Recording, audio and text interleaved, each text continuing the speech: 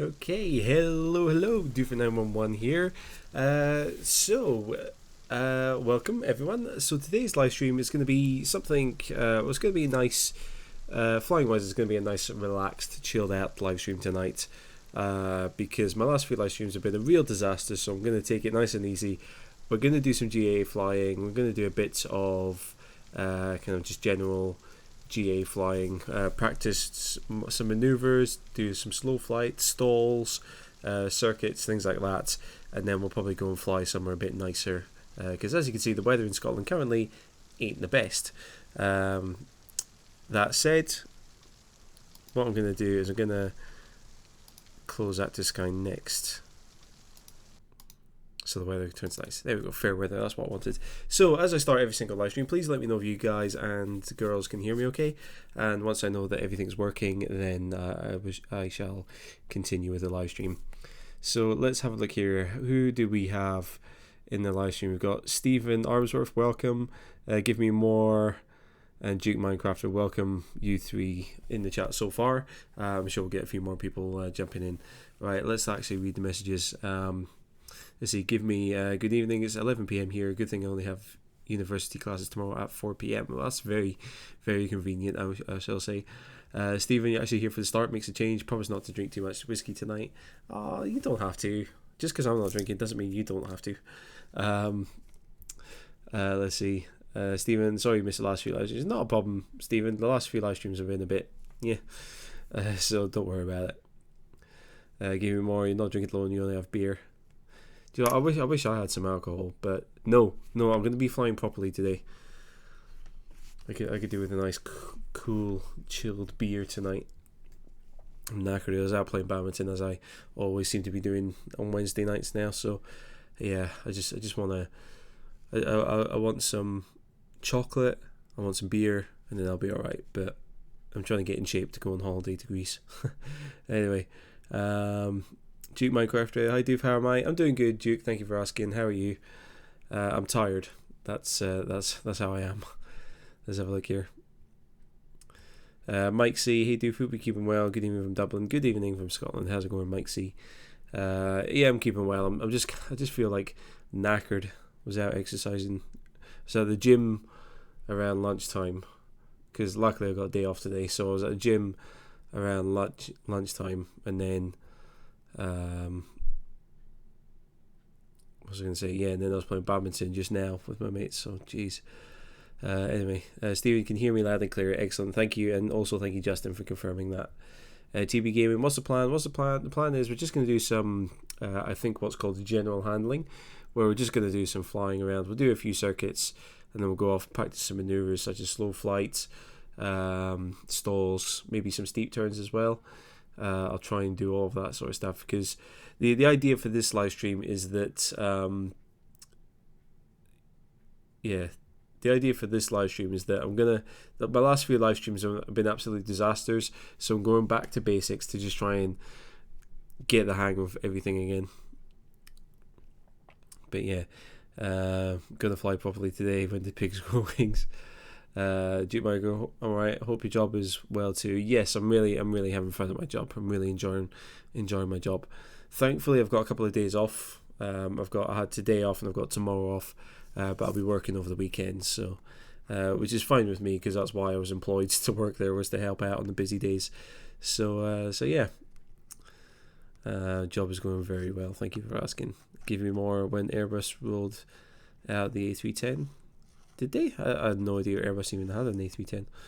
Johnny, hey Doof, awesome plane. Yes, this is an awesome plane. This is the Cessna 182 by A2A. A very, very, very awesome plane. UMP Snay, oh no, Snay's watching. I need to. Oh no, Snay's watching. You're all in trouble now because Snay's watching. Everyone else watching. I don't know why. I'm completely like knackered tonight. I feel like I'm completely spaced out. Anyway, let's do something with the plane. That would make for an interesting live stream, wouldn't it? Actually doing something. Right. Okay. Right. Yeah. Let's at least pre-flight the plane. I think we can do that.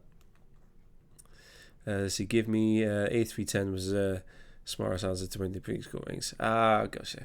Okay. So I'm knackered. I feel like I'm spaced out at the moment because I'm just so tired. I'm fatigued. So I'll be alright. He'll be fine. Snay, he said no. Snay, I was joking. Come on, man. I was joking. Right, what am I doing?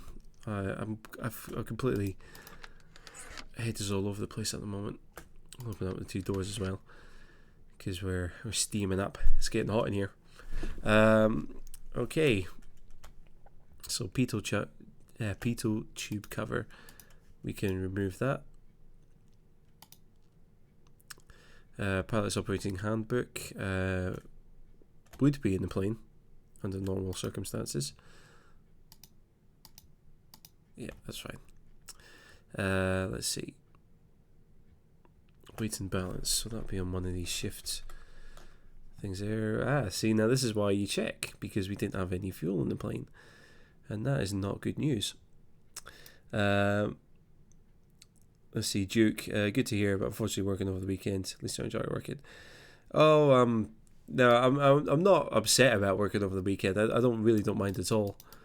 It's actually good because it's more busy over the weekend, so there's a lot more to do. Like, you kind of feel more involved.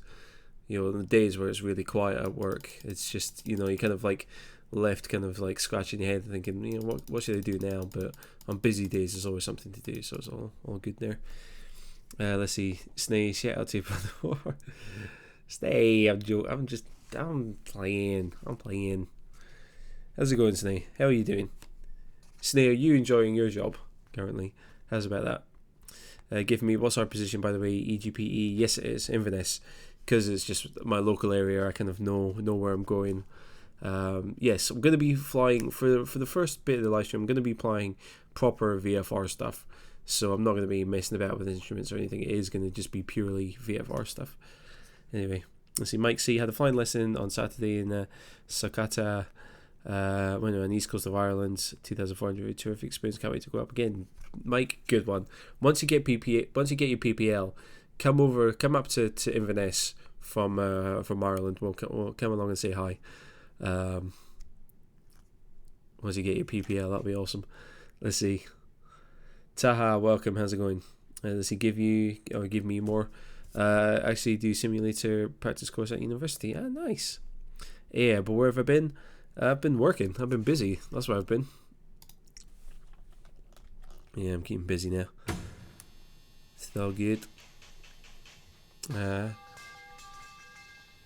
Those are our engineers dropping everything, apparently. Let's check the engine. I don't think I have to do this compression test, but I don't even know how to interpret a compression test. I just know that you get numbers and general condition is like new, so I'm just going to trust that that's all okay there.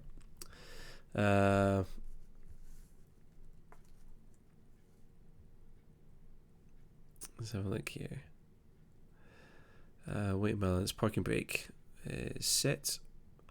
Right. Gosh, right. I need to focus here, because the whole point of this live stream is to sharpen my skills and flying skills. I need to wake up a bit. Right. Control wheel lock. Remove. Ignition switch off. Avionics master switch. It's hiding down here. That's off. Pitot heat. No. Battery master switch needs to come on. There we go. Pitot heat goes on. Fuel quantity. We've got 30 and 30. Avionics master switch comes on. Oh, do we switch the avionics on? Oh well. Autopilot panel goes beep. I don't know what we need to do there. Static alt source valve is off. That's that one there pushed in. That's okay. Annunciator panel test switch. So annunciator panel. How do we test that? Oh, there's the switch. Drag that up there. Make sure all of those are flashing, which they were. So check that the appropriate lights remain. Yep, that's fine because the engine's not running. Let's see, fuel selector gets switched to both. Flaps get extended all the way. Oops, sorry, bashed the mic.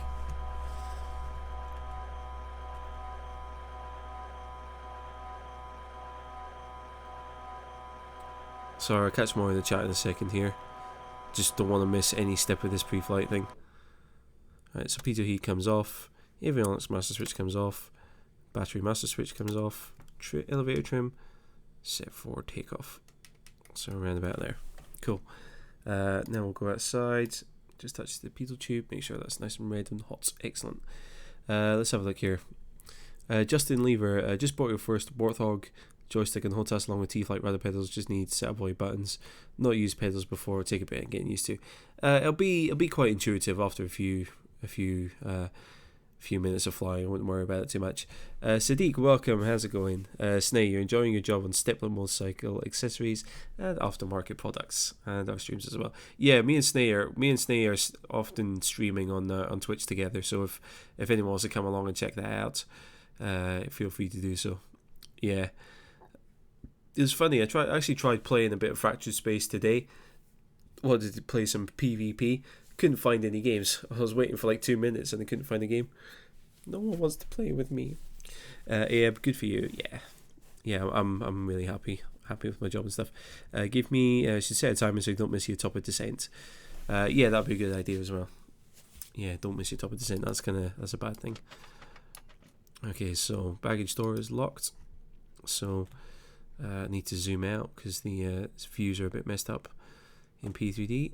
So we remove the tie down, check all of the joints, make sure basically everything's intact, all the screws are in and things like that, and check the trim tab, make sure that doesn't move too much. So zoom out again so we can actually see the flap there. So make sure the flap is nice and secure. Check all the joints again, which are all okay. So we're just going to check all of the joints on the aileron, make sure that's all okay, and then if I move my joystick, you can actually move the controls as well. So you can check, you can probably see as well as I move the joystick, or I think in real life what you would do is you could move the ailerons and then you could check or have a look inside the cockpit to make sure that the yoke is actually moving correctly as well.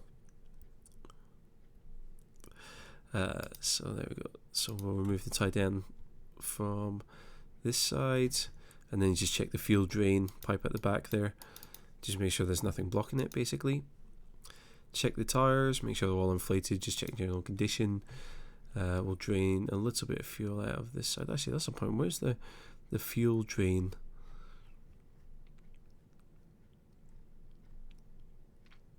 Yeah, where's the fuel drain port on the Cessna? That's actually a good question. Is it these kind of goldy bits here, is it? Because I know on the Piper aircraft, it's like a little kind of like T-bar type thing that pushes down. It's like a little spring-loaded kind of valve, and then you have to like push it in, and you can siphon off a bit of fuel. But I don't know on the Cessna actually. That's an interesting thing. Let's see, Mike C, more than happy to share some vids or pics of the flight. Final approach was pretty interesting. Ooh, when you say interesting, what do you mean exactly? Snay, you cannot play Fractured Space without the Kardashian family talk. Oh gosh. Snay, do you want to tell everyone about the Kardashian talk, or shall I? Let's see, Umar, I think is how you pronounce your name. Do all airports have visual reporting points for VFR flights? I would think so. I don't know if all airports. I don't know if all airports have them, but generally, you often just use kind of standout landmarks in the vicinity of the airport for VFR flights. Might see quite a lot of fighting with the aircraft. Oh dear, that's not good. Abe, happy free man, enjoy. Oh, thank you, Abe. Let's see, give me good looking pilot too. Good looking pilot where? Are you meaning the A2A dude? Oh, whoops, I didn't actually drain fuel out of that, did I? No, that looks like that's okay. Cool. So we'll also just check the dipstick there. We have 30, I think it's gallons that this is set up for. So just check the static port there, make sure it's clear. Drain some fuel from underneath the thing there, underneath the engine. That's the thing that I'm trying to talk about. So propeller, make sure the propeller is intact. There's no significant dents or anything there. Make sure there's nothing in the air intakes behind the propeller. Make sure we've got plenty of oil there, which we do. Static port is down here, so just make sure that's clear as well. So we've got 30 gallons in that tank. Drain some fuel out there, that's all clear. Make sure tire on that side's okay. Remove the tie down. We would check the storm warning flap, make sure that moves, and also check the little drain port there. Make sure all the hinges and bits and pieces are intact. Make sure the flap there is okay. Again, make sure hinges and struts and bits and pieces are all intact. And we're back inside. Let's have a look here. Let's have a look. Yeah, but TIP, I think TIP is working today. I think TIP is away at work just now. Let's see. MP Snake, as you stated on your first stream, this is your stream. So she said, "Geez, Snake, you're never gonna let that go, are you, man? You're never ever gonna let that go." Give me no homo since I'm fulfilling the women's quota. Ah, fair enough. Yeah, equality and all. Right, okay. Let's see, what am I doing next? And where's my second checklist? There we go. Okay, so we've just done all of that.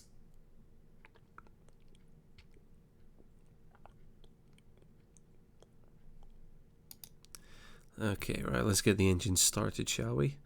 So we've done all the pre-flights. Passenger briefings. I don't know what's going to happen during this live stream, so just hold on for dear life. And we'll get the engine started. I think we'll get going, I guess. So I don't know, should I do some circuits first, or should I go off and do some like coordinated turns and steep turns and stalls and that sort of thing? Let me know what you want to see. Do you want me to do some circuits first, or go off and do some kind of maneuvering and then come back and do circuits after? Right, okay. So throttle cracked a little bit there. Mixture out, which it is. Pop control in, master switch on, beacon light on. Let's see, cowl flaps down here, those are open. Let's see, fuel pump comes on.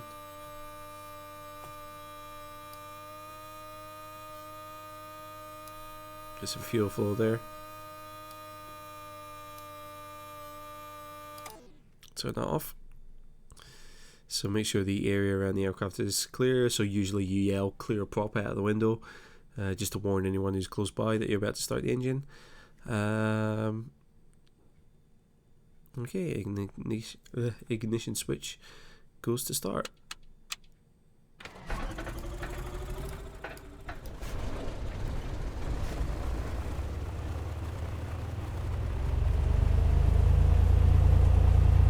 That did not sound healthy, did it?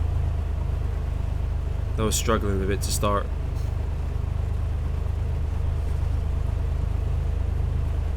Let's see, circuits. I've been with some nice casual circuits to save the heavy stuff for later. Okay. Let's see, Snake, let's bring out some rules. Thank you very much, Snake. Thank you you must have all of that saved. Thank you, Snake. Yes, Snake, there you go. My personal bodyguard has literally laid down the rules. Let's see, Gary, why am I not doing real world flight training? Because I can't afford to, sadly. Maybe one day I'll be able to, but yeah, unfortunately I can't afford to do real world flying. But my work is in the right environment to learn a few bits and pieces here and there, so that's all okay there. Right, anyway, ignition switch start, make sure advance, oil pressure, oil temperature is gonna get there. So it's all okay. Amps positive. We flick the alternator on there, so that's good. Nav lights can come on. Avionics can come on. Oops. Just turn everything on. I'm not going to be using any instrument navigation or anything, but yeah. Let's see, give me more. And boy, A2A don't mess about when they design an aircraft. Bought myself the Coronado. And what I like is not really as detailed as that. Yeah, no, A2A. I always call A2A the PMDG of GA aircraft. They're outstanding. Alright, flaps can be retracted. And also plug in the headphones as well, make it a bit quieter.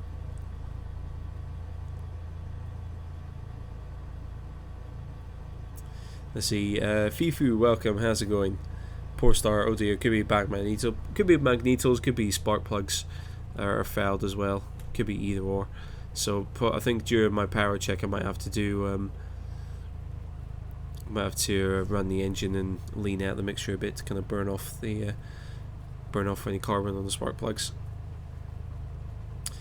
Stephen, any news on the glider experience? Not yet, no, because my work, involves working at the weekends, and I think the gliding club is only open on weekends. Nothing on the glider experience yet, but trust me, once I've got it booked, I will be recording it.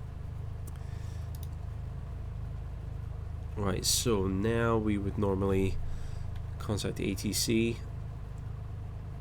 I will say we're gonna. Well, actually, no. Let's not contact the ATC. Let's. Oh no, actually, we don't have any active Sky Next at the moment. So what does it say? Oh yeah, and we can't hear it because Windows updated and screwed up all of my sound settings. So runway 5 using Echo Alpha, contact town 122.6 when ready. Okay. So basically we're just heading forward, turning right, we'll taxi past the main terminal, and that'll be okay there. Do you guys want me to open up or increase the in-game volume? Because I know it's a bit quiet at the moment there.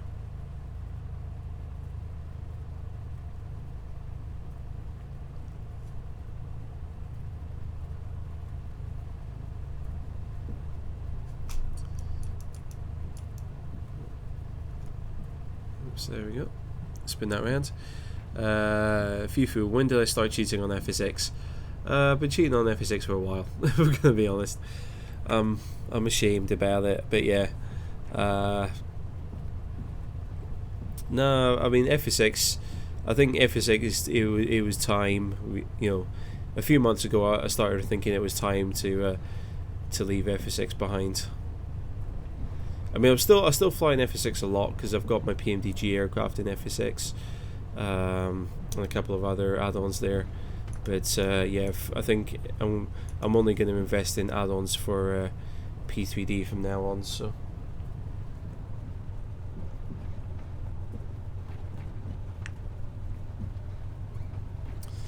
yeah, let's have a look here. Snay, €5 donation. Thank you very much, Snay, man. Why are you donating money to me, man? You should save that money for Souvlaki and Lodos and La Vocala. Save the money. We need it. We need it for food and drink. Jake Holmes, welcome. How's it going? Give me, is there any way to tip you other than Super Chat or Patreon? No. You could maybe tip me on Twitch, but I need to start getting active on Twitch before you do that. I do have a Twitch channel as well, so you could donate to me on that in the future. But yeah, I need to start getting active on Twitch. Okay, so turn into the wind there. So flight controls free and correct. I do believe that they are, but I'll just double check. Close the windows up here because it's about to get loud.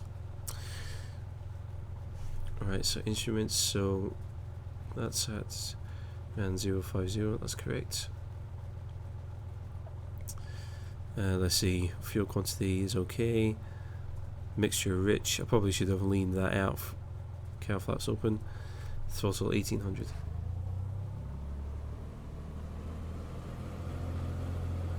Yep. Something is running a bit rough here.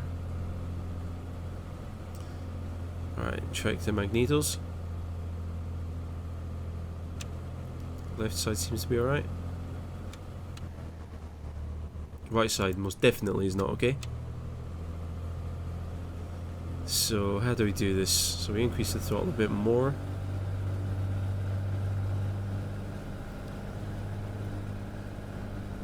I think we lean the mixture out and let it run for a little while.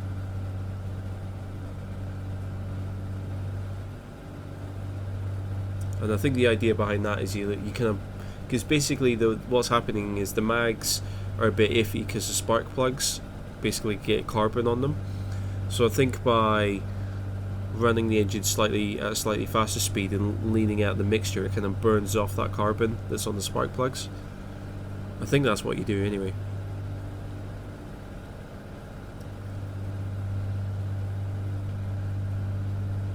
Let's have a look here. Yeah and yes. Okay, I think you mean for the engine sound there. So I'll just bring that up ever so slightly. Alright, so bring the throttle back to 1800s. Put the mixture back in.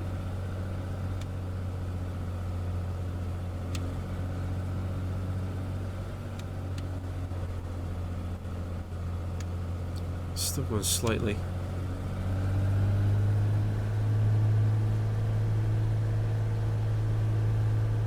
Try that again.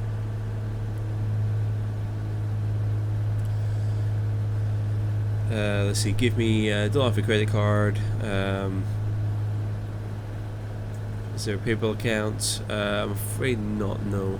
Although I think my Twitch donations do end up in my PayPal account eventually, but I'm not sure. Snay, do €5 is nothing on food when you eat. Let's see, Chris, I've been saying all along, you're missing the trick by not streaming on Twitch. I get much bigger following, much better platform for live streaming. Well, yeah, that's the thing. Is like traditionally, I've been doing like proper videos on YouTube. You know, I've only recently started live streaming. You know, relatively recently on YouTube. Yeah, there we go. Now that's clear. Now we can cycle the prop.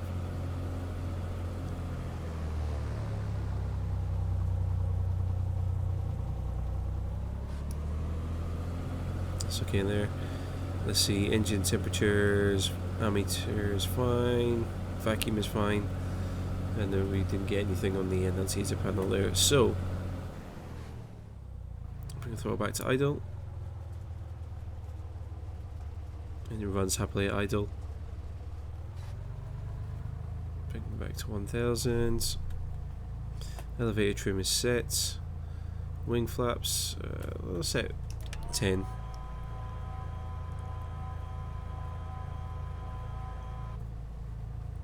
Let's see, give me too bad. Maybe I'll look into Patreon again. Didn't like it on first class. Nah, no worries. I mean, the problem is, like, and this is a constant issue for me. I'm not really active on Patreon, so I'm actually, to tell you the truth, I'm actually thinking of closing down my Patreon because, you know, I'm just not active on there at all.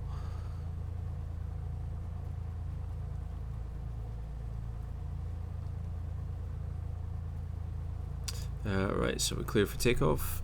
So we'll go strobe lights on there.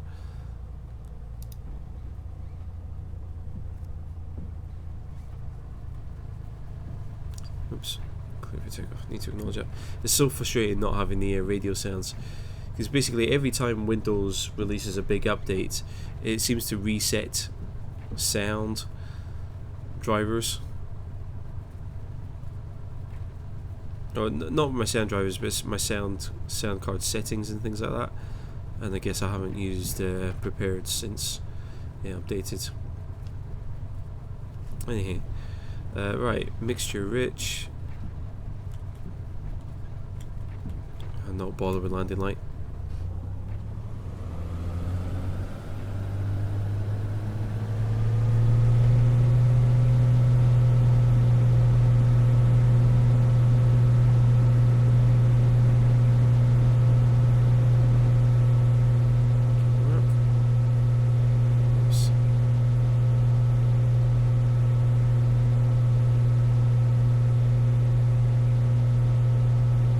Okay.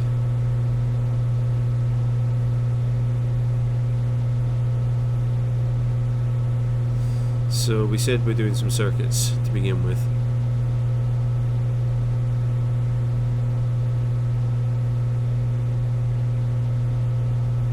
Oops.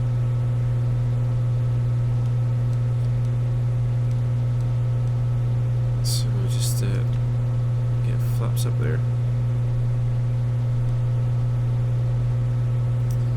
Right, okay, so just having a look here. It says the cabin is hot and steady, so I think we'll try and sort out the ventilation soon.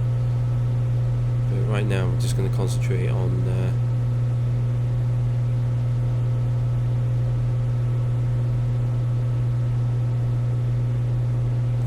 flying.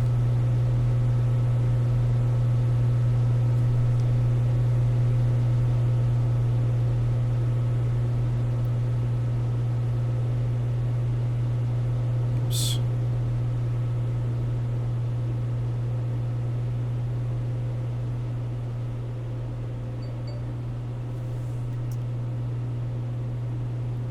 Okay, let's have a look here.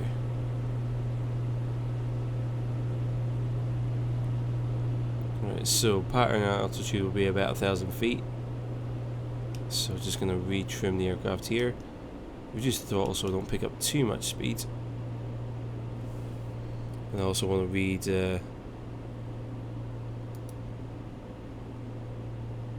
checklist, make sure that I've got everything in my mind.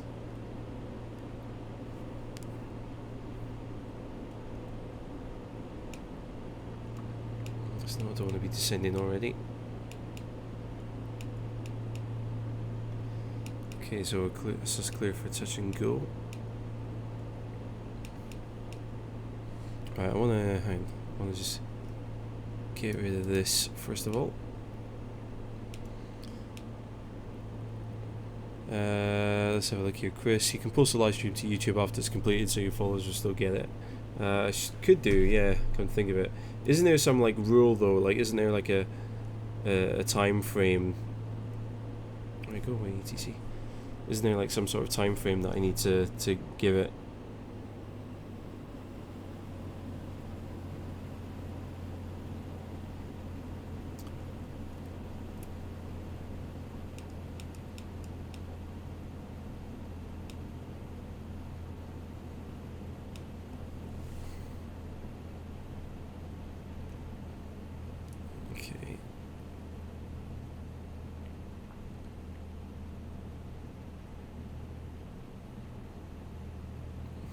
Alright, sorry guys, I know I'm not reading too much of the chat currently. Alright, do your first stage of flaps there.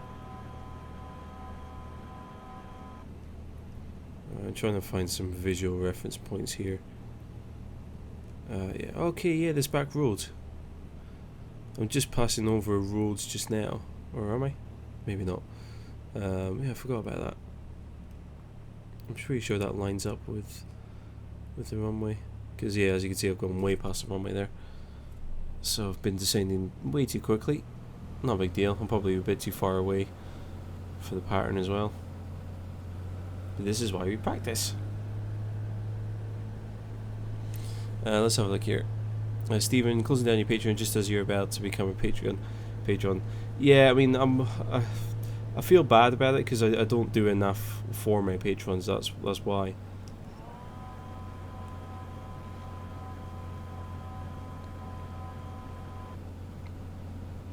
I see Chris. People are able to subscribe on Twitch via Amazon Prime or PayPal. So it's much easier for content creators to get paid for what they do. No shame in that. Maybe I might do. Yeah.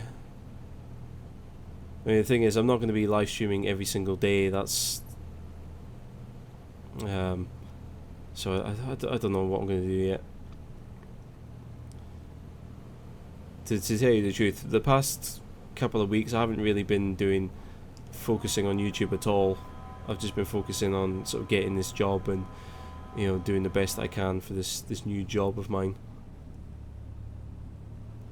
I've really not been thinking much about YouTube at all, because YouTube has started doing all sorts of like weird stuff now. Like they've got this YouTube Premium thing. Don't know what all that's about. It's like, because I thought YouTube already had that. I thought YouTube had YouTube Red, and now they're calling it YouTube Premium or something. I have no idea what they're doing. Come on.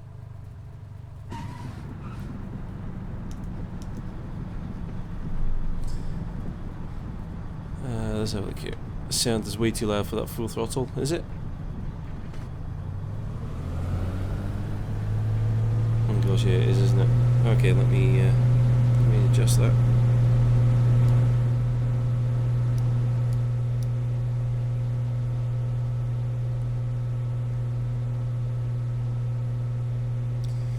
Let's see, Stephen, how's the PPE holding up? Yeah, it's good. It's had a few more dings since the was it Comanche crash in the Alps, but no, it's doing all right. It's still holding up, which is why it was designed. So now we're all good with the PPE. Chris, it's automatic if you set it up that way. Just wait for your mind to run out and resubscribe to whoever is knocking out best content. Ah, okay.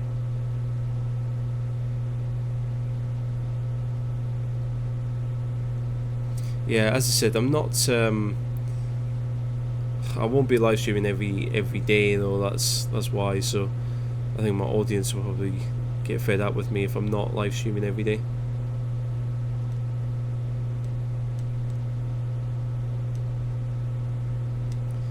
But just trying to have a life away from my computer nowadays. I've got 2 days off. Today I was playing badminton with my mates. Tomorrow I'm going to be playing golf with one of my other mates as well. So it's nice. It's nice being away from the computer for a little bit. Give me, is that P3D standard scenery? No, this is Orbex scenery. This is Orbex FTX Global. Whoops, gone way too high this time around. This is Orbex FTX Global, Orbex FTX Base, and Orbex Open LC Europe. And this airport scenery is Inverness by Sim 720.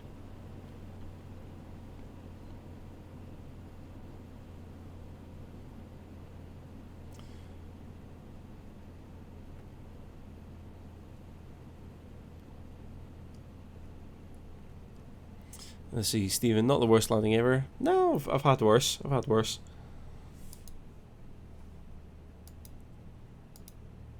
Oh gosh, it's so annoying not having that ATC sound. I need a bit more set, a bit more throttle there. I don't know why, but the in-game sound for me sounds really low, but for you guys it looks like it's alright.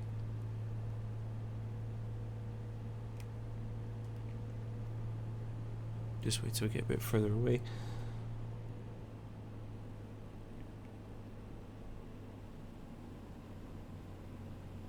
Yeah, the in-game sound for me is very low, which is what keeps throwing me off. Anyway, that's what happens when you're too lazy to do checklists, you forget the fuel pumps. I think in the, I might be wrong, but I think in the A2A Cessna you don't need the fuel pumps. You only really need it for emergency situations and or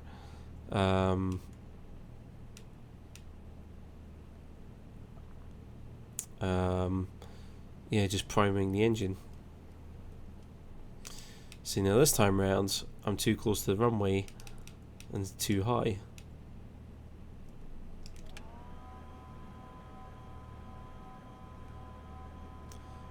And if I start to turn a little bit sooner, hopefully this time around we should turn nicely into final. This is when having something like track IR would be quite handy. That's not a disaster. The thing is, when you're flying VFR, you don't need to follow the VASI lights. So this is perfectly fine when you're flying in something like a Cessna. The VASI lights are sort of calibrated to what are called high cockpit aircraft. Think, like commercial jets and things like that. So in other aircraft, you don't really need to follow the VASI lights perfectly.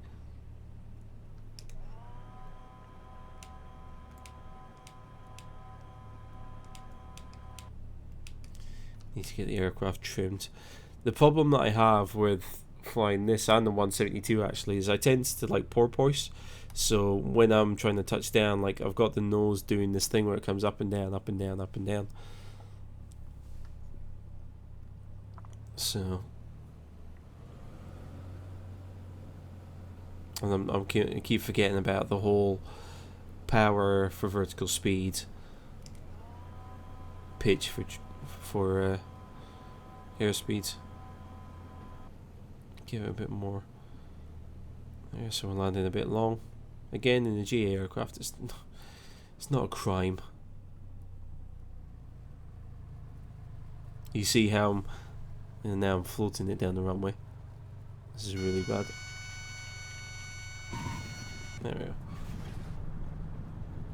I think that's alright.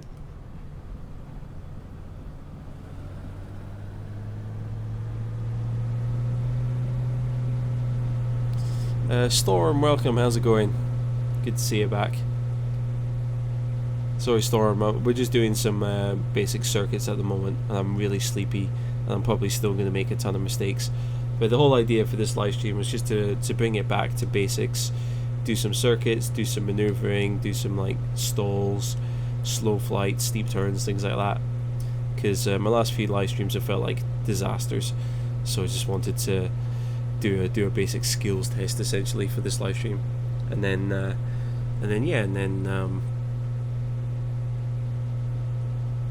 we'll go off and do a little bit of VFR flying somewhere. Kerry, the engine sound is low for you too, is it?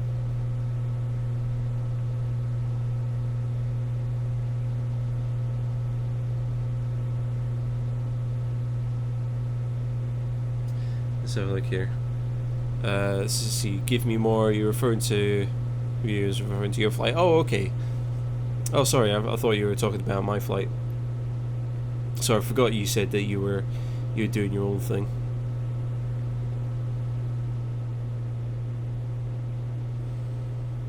And let's see, Geeky Nerd. Hi Dave, got a question. Do you know of any good joysticks for under 20 bucks or under? You're 13, can't afford much more expensive than $20. Yeah, I think as Give Me said, eBay is a good place to have a look. I'm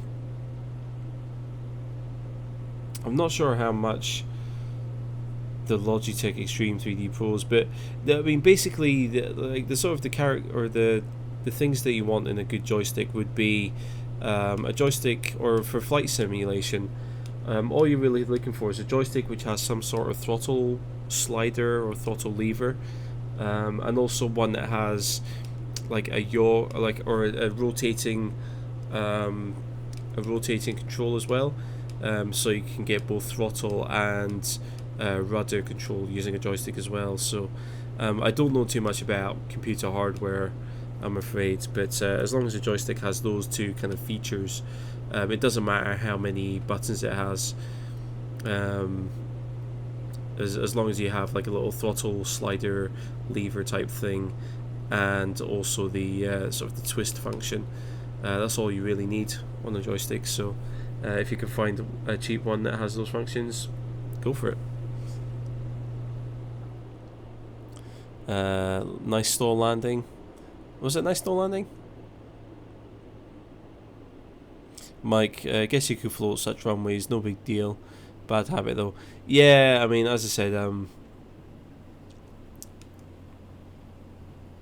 yeah, I mean, again, it's kind of like the whole point of this live stream is just get a bit more kind of like, let's just do a bit of a skills test basically. Because my last couple of live streams have felt like just disasters. I haven't managed to achieve anything I wanted to achieve in them. So yeah, just taking it nice and easy tonight.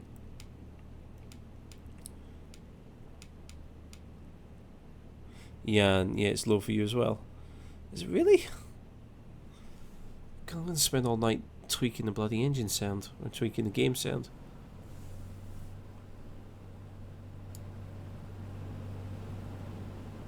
How's that?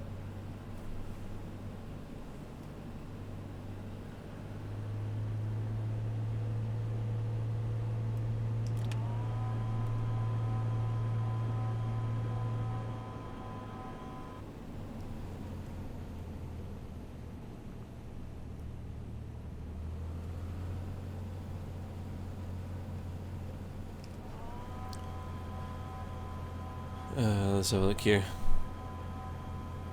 Let's see, Mike was working 15 days, no days off. Yikes, that's not good. Let's see, Geeky Nerd, thank you very much for responding to the question. Easily your favourite YouTuber. Oh, thank you, Geeky Nerd, I'm glad I could help.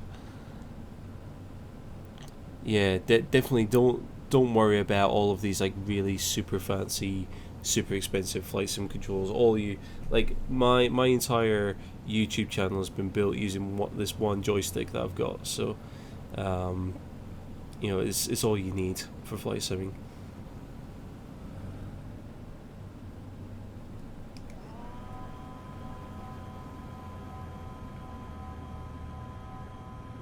Right, so I'll try and pitch the nose up a little bit because I want to bleed off some speed before I actually touch down.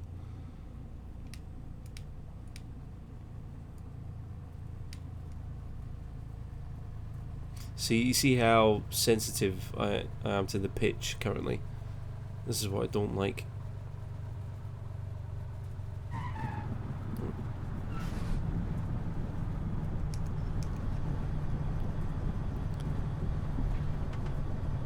Yeah, and it's okay now. Good.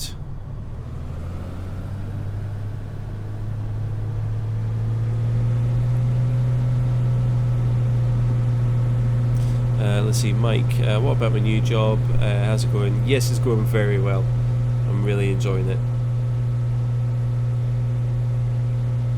Yeah, I'm really enjoying my new job. It's really good fun. So much better than doing IT in London.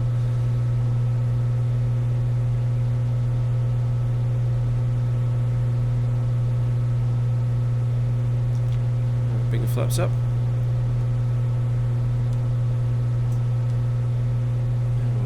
Just try and trim the aircraft.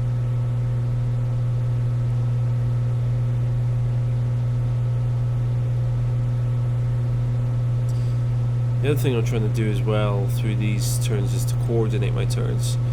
That's one thing you might struggle with if you only use a joystick, is trying to coordinate turns. You might find it easier if you have rudder pedals. I certainly struggle with coordinating turns well.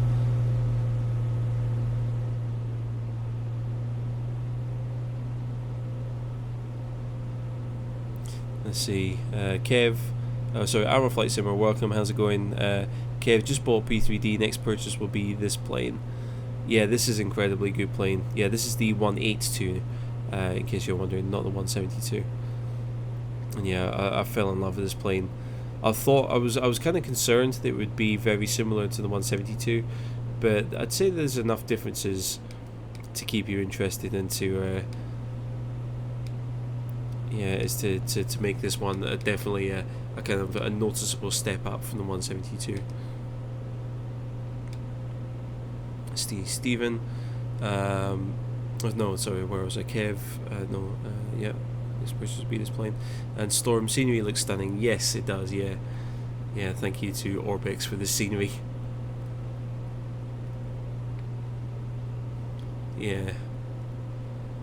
I was tempted to get some Orbix scenery for FSX, but then when I upgraded to P3D, knowing that P3D is a 64-bit application, they can actually take advantage of, you know, running this sort of scenery, this like level of detail and all the rest of it. It just made more sense to do it in P3D, or to get the scenery for P3D.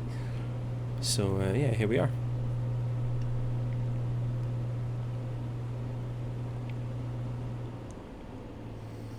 Let's see, Billy, do you trim a lot in this plane? I'm trimming a lot currently because I'm doing circuits, so I'm constantly moving between climbing, descending and landing. So I'm doing a lot of trimming while I do circuits here. But in normal flight, obviously you just trim the plane and then you can pretty much just leave it and it'll be fine. But because I'm doing circuits, which are, you know, can be quite sort of, you know, intense periods of activity, so to speak. You know, you're constantly turning, you're constantly climbing, descending, moving. There's a lot of like control input that you have to make, and just to make it all a bit easier, trim the plane. And of course, when you start moving the flaps as well, that obviously changes the sort of the center of lift and changes the sort of the lift of the plane as well. So you constantly have to adjust the trim again as you introduce different stages of flaps.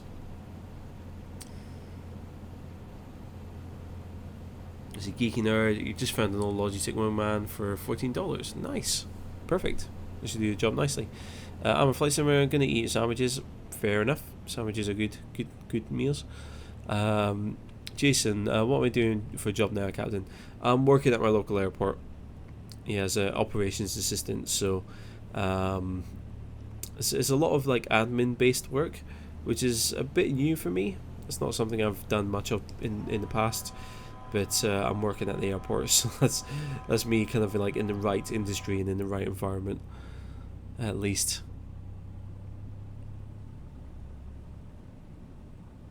Let's see, Storm, this stream is great for you. Just bought XP11. It's quite different from SX. Oh, how are you finding it, Storm? How do you find? Do you like XP11? Are you enjoying it? I'm a flight sim car, another 182. No, this is the A2A 182. Give me, love to do XP11, but your poor laptop barely manages FSX. Yeah, I mean the newer sims like Prepared and X-Plane are definitely a step up from FSX.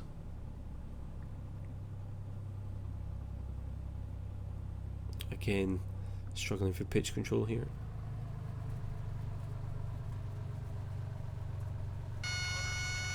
Oh, there we go. That's a bit too high there.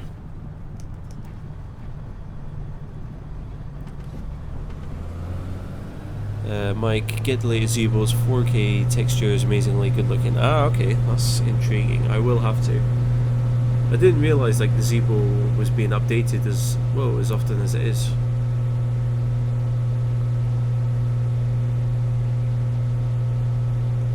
Let's see, Storm, not sure your laptop will handle it. Are you talking about XP11, Storm? Let's see, Mike, all the little bulbs and lights in the cockpit just make you go, ooh. Okay, I'll have to look into it.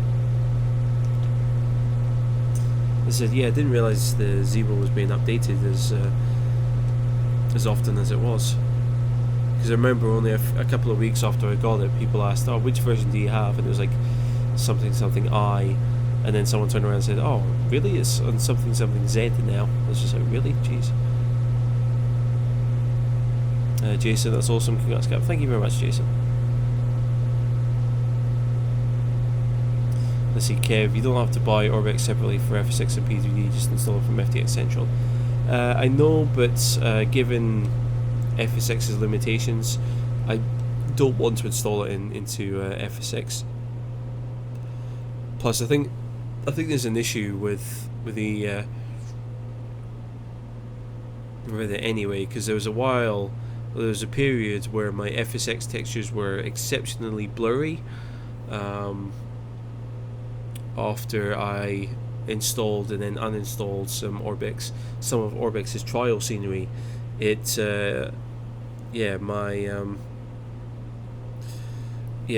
general kind of like the default scenery, when I reverted back to it in FSX, it was like very, very blurry for some reason. So yeah.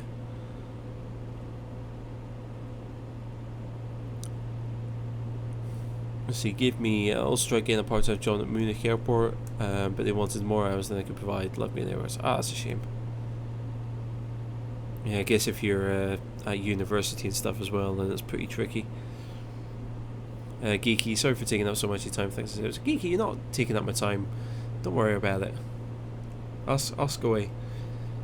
Right, let's make this the last touch and go, and then we'll go off to the north of the airport and do a little bit of manoeuvring. I'm a flight simulator. Smuggled sandwiches on board. Have you now? Right. Let's open it. Nope, that's not a door. Right, I'm a flight simulator. If this door would like to behave itself. Okay, this door is not behaving itself.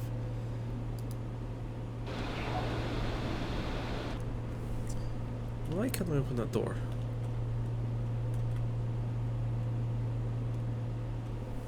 door, right.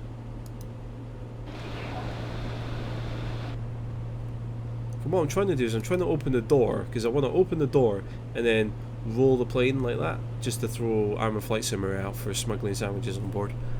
But there we go. You're lucky the door doesn't want to be opened currently. Right, so we'll do a level turn here, because I've flown way beyond my normal turning point. Let's see, Storm, no Zebo 4K. Oh, okay, got ya. You need a computer. If only there was an IT expert who could help you build a new computer. Let's see.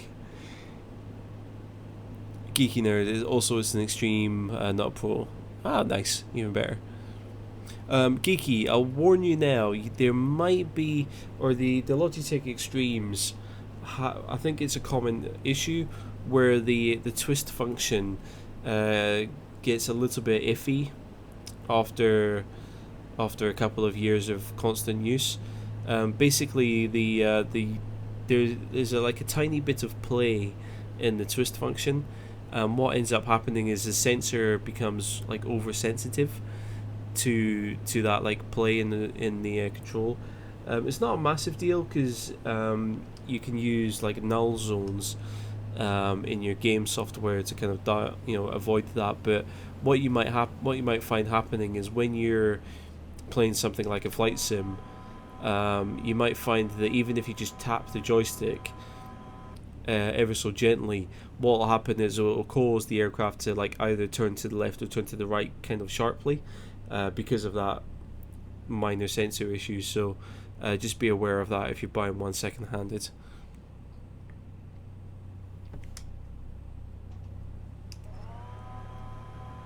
Right, so I'll make this our last touch and go for the time being.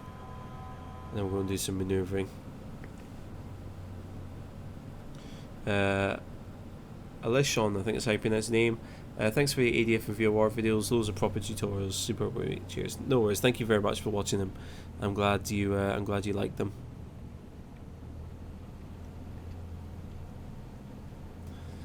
Let's see, Mike. Look closer at a dedicated subject on the Explain forum. I shall do. Well, as I proved last week, I need a bit more practice before I return to flying the Zebo again.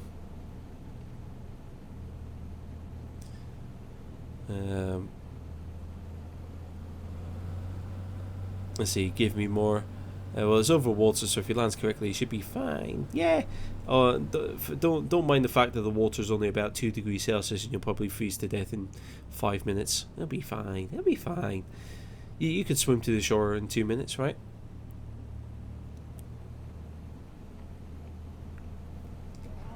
Oh, we do have another stage of flaps. Excellent.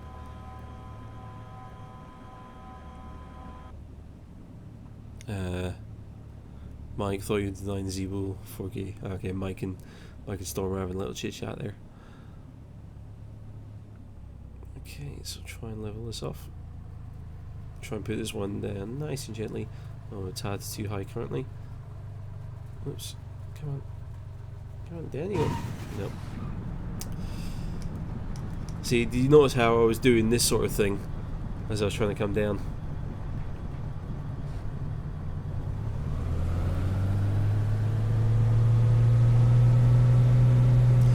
I'm a flight sim in the earth. There's a donut. Oh, don't mention donuts on this channel. Storm will get very excited if we start talking about donuts.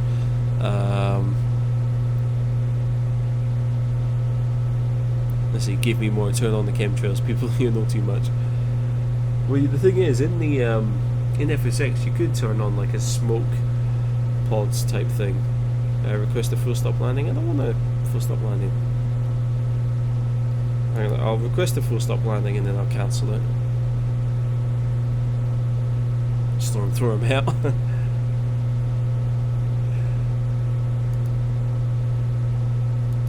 Yeah, you're lucky. I think I'm on flight somewhere. I'll let you off. But if TIP watches this back later, he's gonna find you.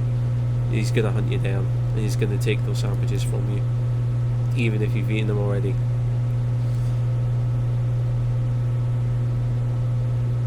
Right. Let's just head away. Head away from over this.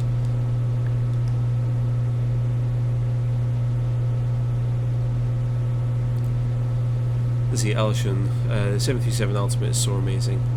So, what exactly are the differences between the Zibo 737 and the 737 Ultimate? Let's see, Rami, welcome, how's it going? What's wrong with my voice today? My voice keeps breaking. Storm, moi? Oui.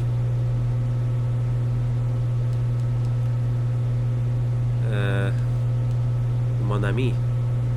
Is it ami? Is that friend or is that girlfriend? Oops. Let's see, Rami. It's not fair. Too busy tonight. I was waiting for Back to Basics. What are you talking about, Rami? This is Back to Basics. Or do you mean you missed the live stream? Is that what you're upset about? Let's see. Is it Amen or Amen Sandy? Hello dude, thanks for all the 727 PMDG series, helped you a lot, thank you bro. No worries, thank you very much for watching them. I'm really glad they could help.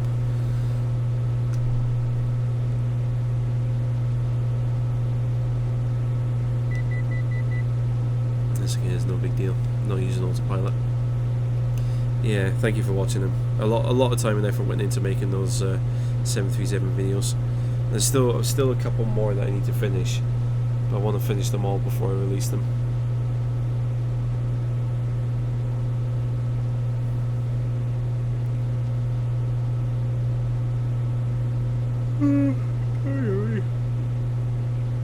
See, Mike, maybe take it a bit lower than the ideal glide slope with all that floating. Might touchdown, might on touchdown zone. I could do. Yeah. I think I just need better speed discipline.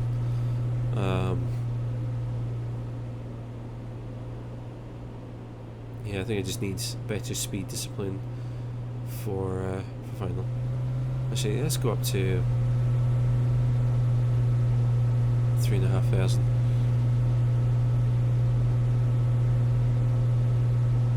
Let's see, Rami, radiocast voice style today. I'd love to be a radiocast voice style, but my voice just keeps cracking for some reason. I keep talking like this. I'm like a teenager again. Alright, let me just try and level off here.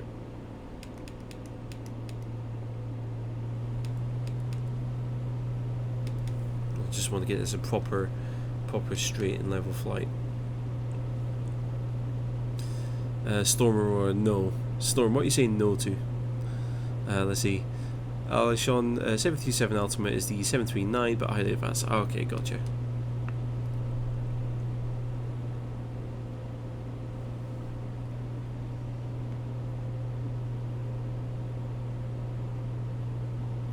Stephen is off to bed. No worries, Stephen. Catch you later. Thank you very much for walking. For walking? Oh my brain is just not switched on tonight. Thank you very much for watching. I was doing that earlier as well, speaking to my mates about playing golf. I kept calling it a golf court, not a golf course, because we'd just been playing badminton. Oh, I need sugar. I need something to wake me up again. I'm trying to get the plane leveled off with 0 vertical speed. Oh my goodness, right. Oh gosh. I mean, yes, it takes time, but you make it so easy for us. That's the plan. I'm glad my videos make it a lot easier for you boys and girls watching. That's the intention every time I make a video.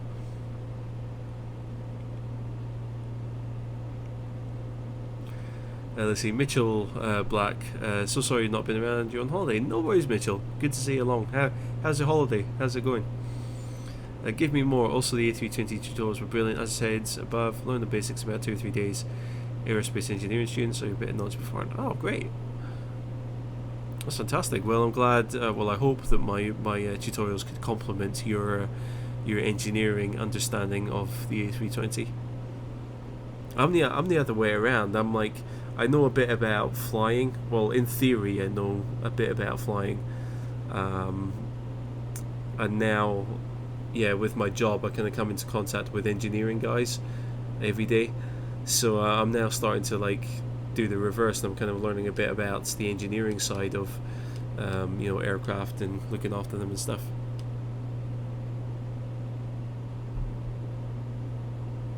I'm a flight simmer. You've smuggled water on board. Please open. Please open. Ah, damn it! Hang on. There you go. There's a small enough gap in the door to throw you out there. And if you didn't get thrown out, your bottle of water definitely rolled out of the door. Right. Let's see, Keith. Hi, just want to say thanks for all the vids. New to flight simming and your videos have really helped you out. Oh, thank you very much, Keith. Thank you for watching the videos, and thank you very much for coming along to the live stream. It's good to see you there. Let's see, Rami.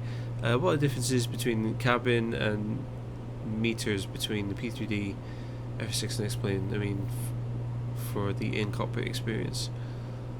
I'm not sure exactly what you mean by cabin and meters. Do you just mean like the graphical quality, or I'm not sure what you mean by the in-cockpit experience there. Let's see, Mike. Yep, airport security are rubbish. Mike, what was that in relation to?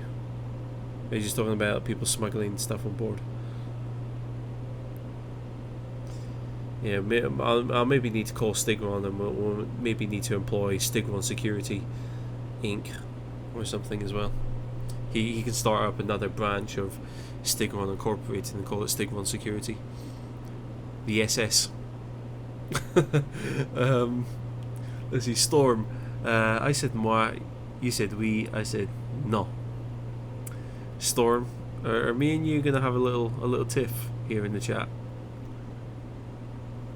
You need to behave yourself, Missy. Mike, total utter useless, utter nuisance. Are you talking about airport security again? Frank, increase the throttle. No, I don't need to. 100 knots is a perfectly acceptable cruising speed for 182. Mitchell has been great, thanks. Mitchell, are you talking about hardly? Sorry. It's because I ask people questions and then I come back and read the response like a minute or 2 minutes later, and then I have to remember what I asked people. I'm glad you're enjoying your holiday. I hope it's somewhere nice and hot. It's been raining today in Scotland. Oh, let's see. Rami, I will invite some friends over here. What do you mean, to live stream? Mike, can't believe my tax money goes to those halfwits. It doesn't. Usually security is our airport employees, so it's a private firm.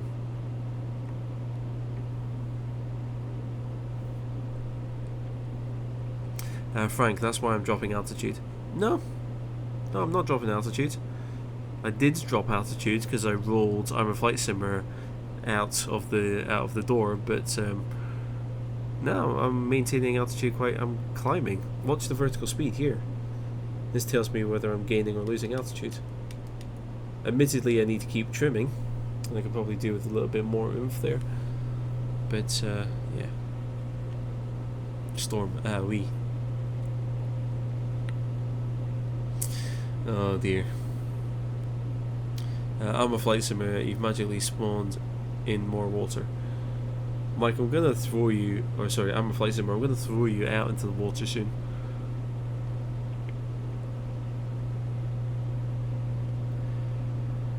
Let's have a look here.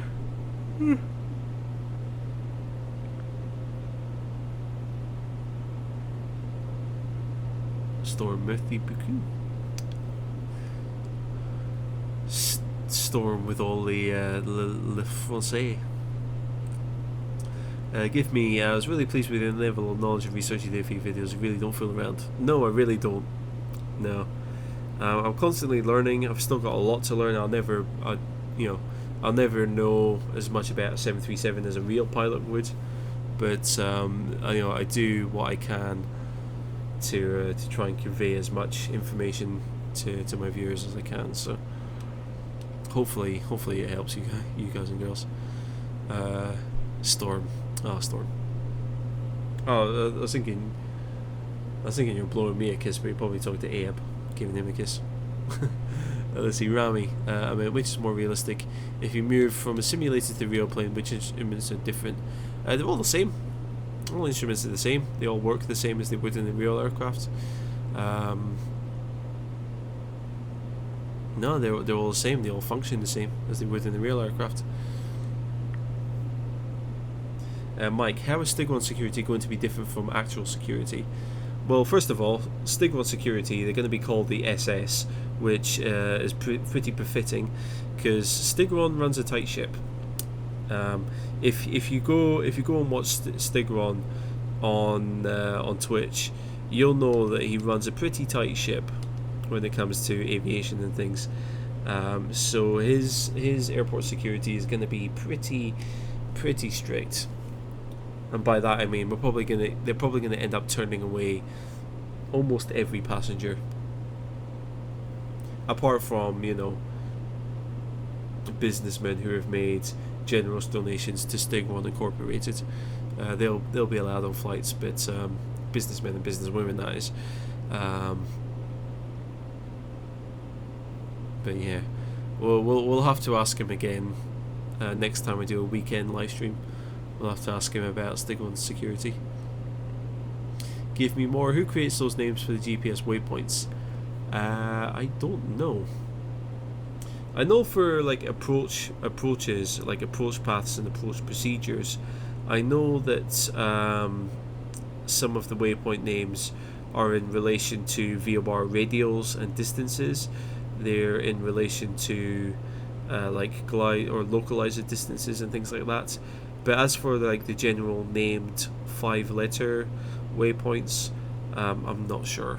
Sometimes it's random, sometimes it has like there's some logic to it, but I couldn't tell you what that is. Frank, can I turn on the DME on, please? Okay, let's see. 109.2. So we should see it pop up down here.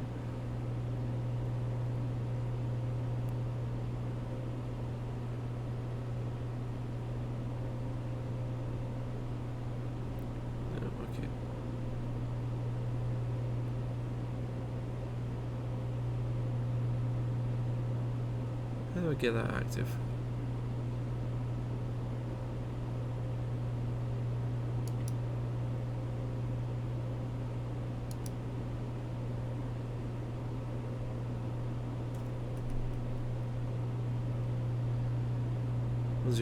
.2. That's the Inverness VOR frequency.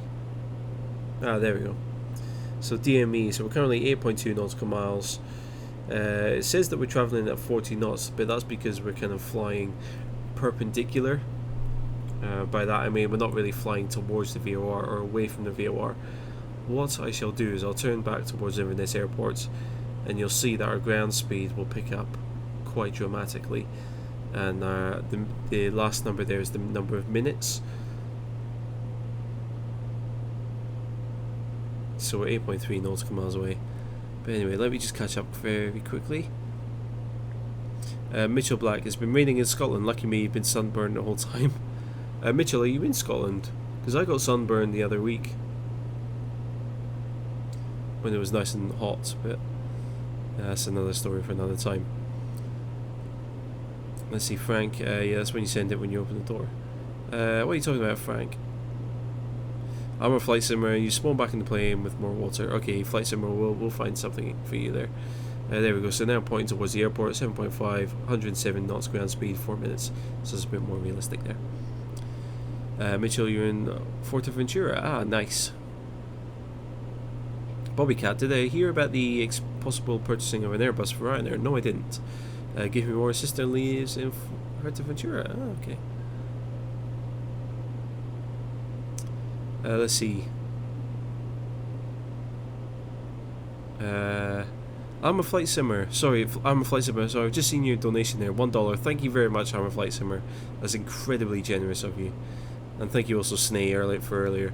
Snay, you do realise I'm just going to save that €5 and save it for food when I come to Greece. But thank you, Armour Flight Simmer. That's incredibly generous of you. I really appreciate that. So thank you very much. Frank, you've got a PPL. I've got to say this game is very realistic, especially the door opening part. Yeah, absolutely. We need to try and maybe my left hand door. I wonder if my left hand door will open up.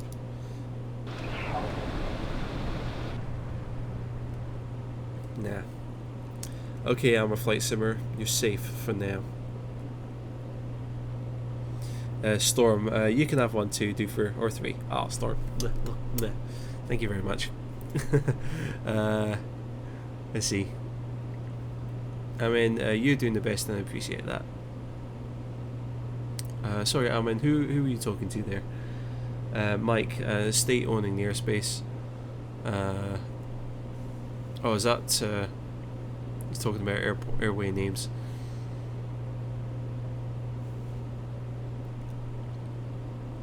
Let's see, give me more. He's just asking because there's a waypoint called. Well, there's all sorts. Like in America, I know that they like. I think around New York, they've got some like. They've got some like specific waypoint names, like Yankee for like, because of course the New York Yankees or things like that. But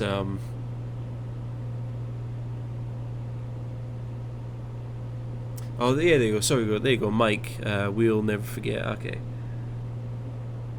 Yeah, that was it. Yeah, I know around New York they've got some very specific ones, which makes sense. I know at Heathrow as well. Some of the holding points at Heathrow have like actual names as well. Like you've got like at one corner of the airport they're named after Scottish lochs. So I think you've got like Nessie. There's a couple which are named after Scottish lochs, and then there's some there's a group of waypoints that are named after rockets. Like I'm sure at Heathrow one of the holding points is called Saturn, and things like that. So some of them have logical names and reasoning behind it.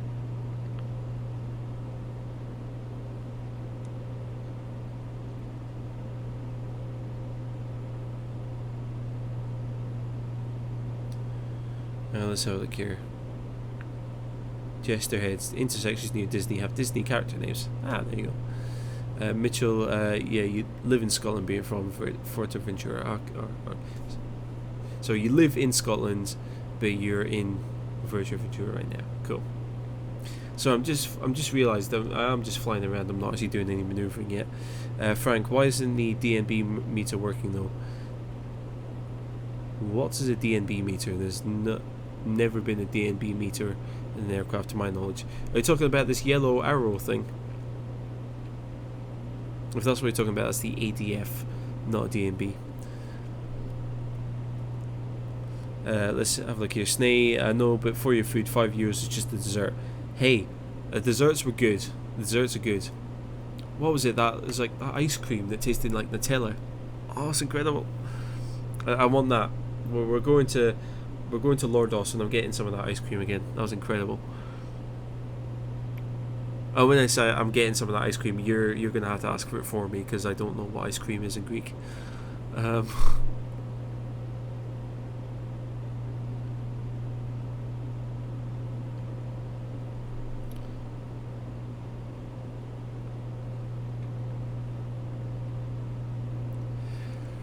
Let's see, Bobby Cat. Currently using FSX, but we're thinking about switching to the P3D or X-Plane. Would you say that P3D is almost the same as FSX without the various payware add-ons? Yes. Yeah, P3D is essentially an evolution of FSX. P3D has got some good pedigree as well, and by that I mean that some of the original development team who made FSX got hired by Lockheed Martin and now work on P3D, so it's got that strong kind of, like, obviously it's the same, you probably recognise it's the same game engine, but it's also got the sort of like the development team DNA and experience as part of the team as well. So it's like a kind of a double bonus, whereas the likes of Flight Sim World from Dovetail, again, it was the same engine, but Dovetail games were obviously a different set of developers.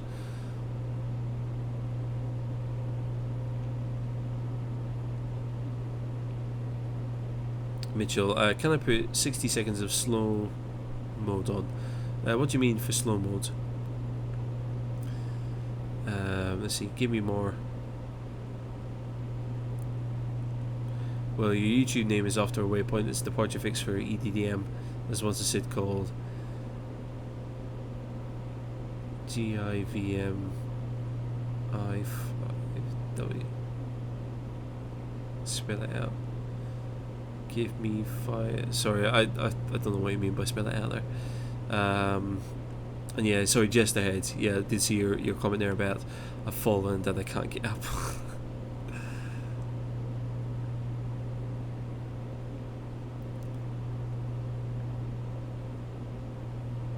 Mike, airways are named according to ICAO, SARPS. Intersections are given for specific states aside. Okay. Ugor, can I fly instrument rate? If you mean in a simulator, yes. In theory, I know how to fly instrument.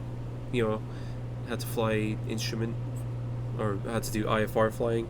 I can't fly instruments in real life though. I'm not a real life pilot, only a flight simulation pilot. Mitchell Black in the chat, slow mode. I could do, but I don't need to. I don't think I can do it midstream. But anyway, right, let's try some slow flights. So I'm just going to try and hold the vertical speed here. So we'll try a clean stall. So a clean stall will occur at the bottom of the green arc on the airspeed indicator there. So we'll try some slow flight. So again, aircraft's too sensitive to pitch input. I don't know if that's my joystick or...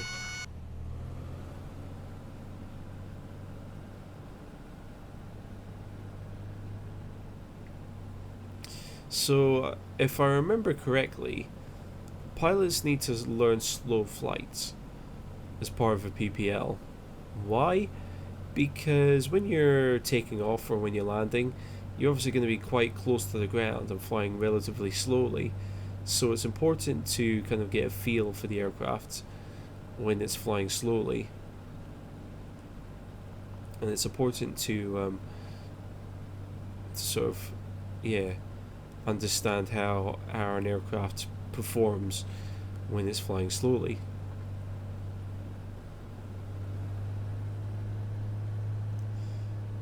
So I'm just holding it below 60 knots here. Now you don't have to be like hanging on the stall warning for slow flight. Slow flight is just you're flying slowly. So I'm flying approximately 10 knots above the stall speed for what's called a clean configuration, so with the flaps up.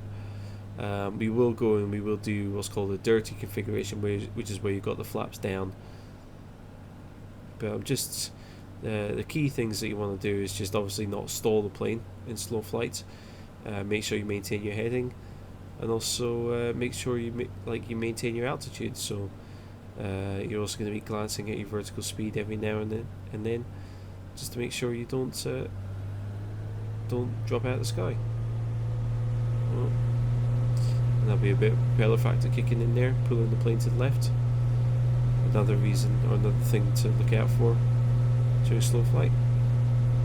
Give it some power, and then just fly out of it, and then retrim the aircraft. Get it settled down again.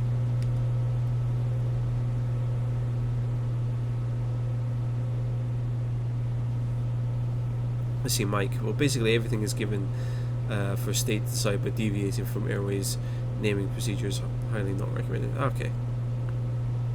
Now I can imagine so, but And most airways have like just a 5-letter designation, don't they? And I'm sure there's some guidelines for, you know, procedure-specific airways, like for an approach procedure, or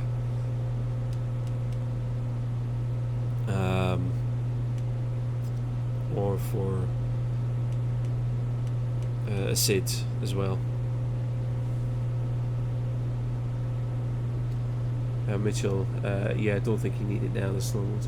No, I think the slow mode is mainly to prevent people from spamming. I think it prevents, like one person can only post one message every 60 seconds, I believe. It's more effective on busier chats, but yeah, I don't really need it. Jan, ice cream. Yeah, I've got ice cream. I'm thinking about ice cream now.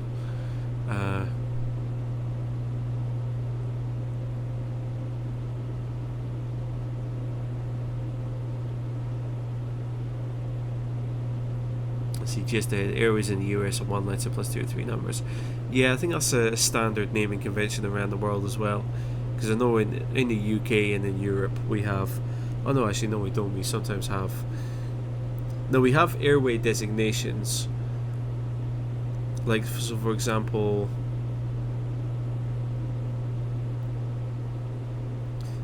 I think there's an airway called N560 in the UK, and then you might get UN560, which basically means like a high altitude kind of version of that airway, or the upper altitude version of that airway. But yeah, in America they're all like J something for jetways, aren't they?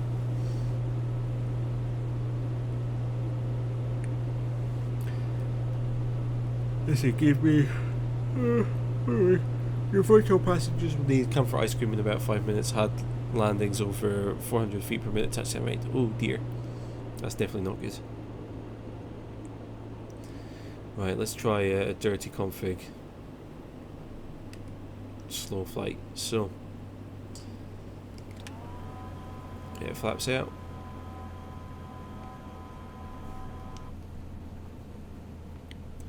So with the flaps out, the speed will go down to the bottom of the white arc.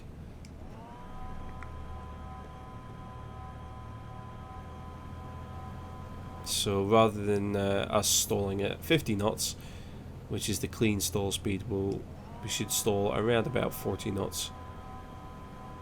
But I'm not going to stall, I'm just doing slow flight at the moment. So I'm not going to I'm going to try. This is my voice cracking again. I'm going to try not to let the aircraft stall. The idea is to stay in control. Oh jeez, I really need to dial down the sensitivity of these controls. This is ridiculous. I'm barely moving the joystick at all, and you can see how the nose kind of flicks up and down like that. But you'll also notice as well, with the flaps out, our angle of attack is much less, because the wings are generating more lift. So before, where we had the nose pointing right up into the sky and we were flying slowly, you can see that we've still got the nose pretty much pointing to the horizon rather than upwards towards the sky, which is interesting. And you can see we're holding it at about 45 knots there, quite comfortably. So we'll fly out of it. There's a propeller factor kicking in horribly. So I think to avoid that, you just give it a boot full of right rudder to give it that propeller factor, to keep that under control.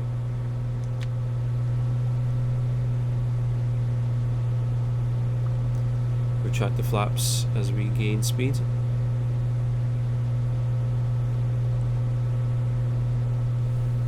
And what I could probably do as well is need to mixture it out a little bit and bring the throttle back and retrim. retrim there.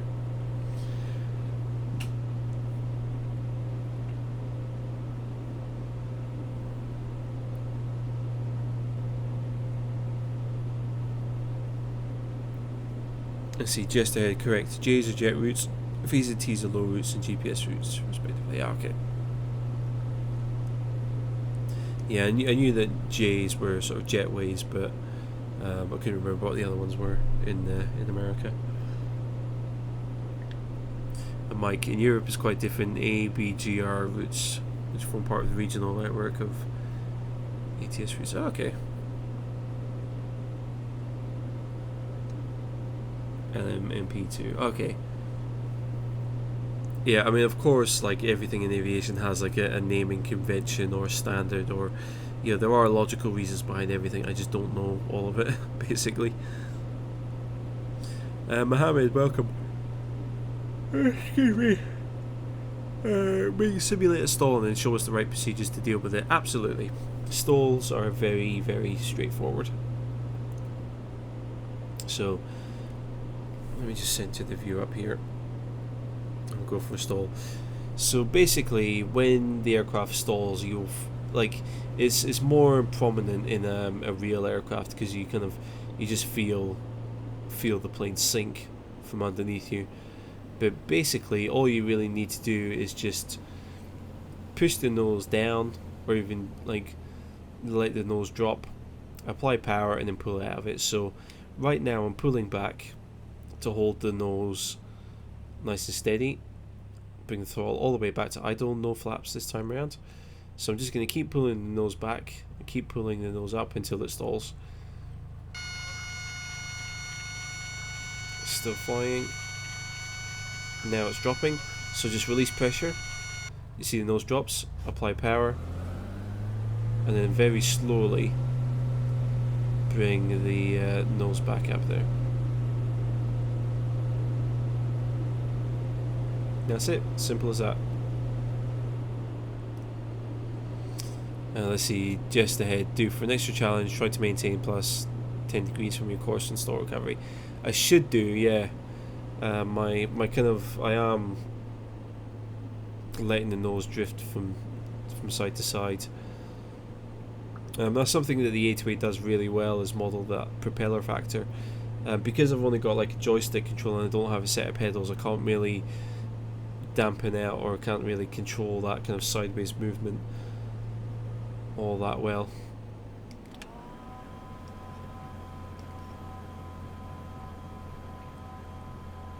Just those are the FAA standards for check rides. Okay. Yeah, I'm really not that good at doing that sort of stuff.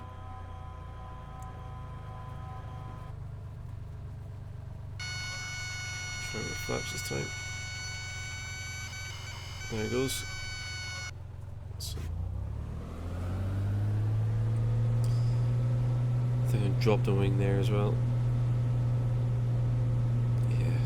You can see my turn, if you have a look at my turn coordinator, you can see just how bad it is. And again, because I've got a joystick which is like overly sensitive to rudder input,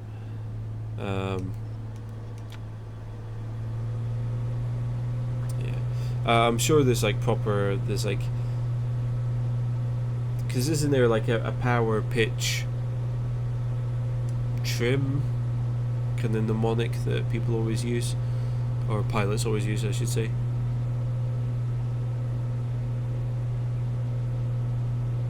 So like if you're like climbing and then you're leveling off, isn't there like or is it pitch power trim? There's like a certain order you should do things. So like if you're climbing and then leveling off, like your first action should be to put forward pressure on the controls to push the pitch the way you want it, and then adjust the power after that, and then trim the aircraft after that. Isn't there like some sort of like set order of action?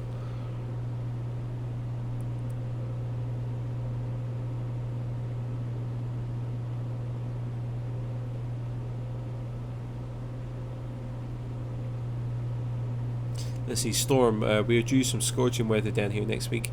28 to 29 forecast. Ooh, nice. You should get out and do some sunbathing. That'll be amazing. Now that's one thing I'm going to miss about living in London, is because in the summertime I can use like the few good days of hot weather in London. I can use those to sort of acclimatise before going to Athens on holiday. But 28, 29, that's going to be pretty interesting down in London. I imagine it's going to be quite muggy down there as well. Oh, but storm. Saying that, if it's that hot, there is a good chance of more thunderstorms forming. So you'll enjoy your namesake when that happens. Mike, the two simplest actions: watching air crash investigation end to end. You just slam your face so many times. So many highly experienced pilots simply forget them, pitching up all the way to disaster. Just ahead, it all just kind of happens at once.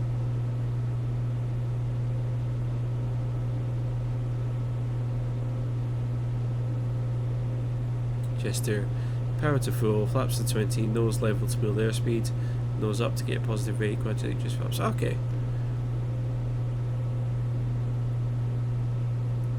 Might have heard that somewhere, I might have been wrong then.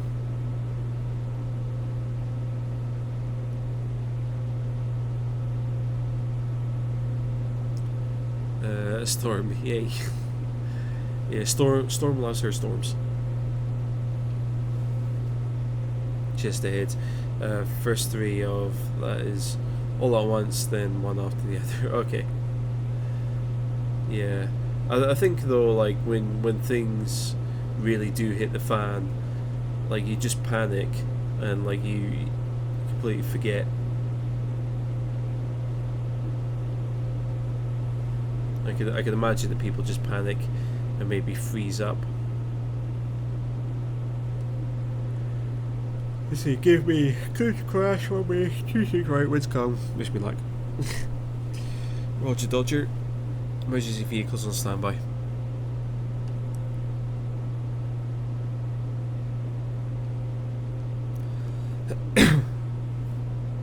Just ahead, maybe unusual attitude recovery, pair or tear. I'm not sure. I've not heard of pair or tear.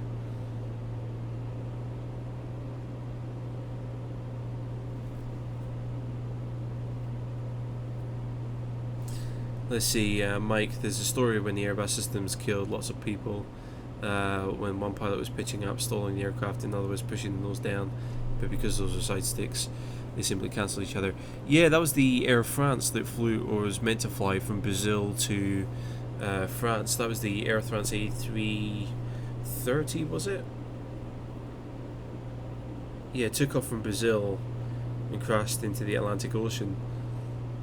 That's one of the few air crash accidents that I can remember. Was that Air France one. Yeah, because basically they had two first officers and the captain on board.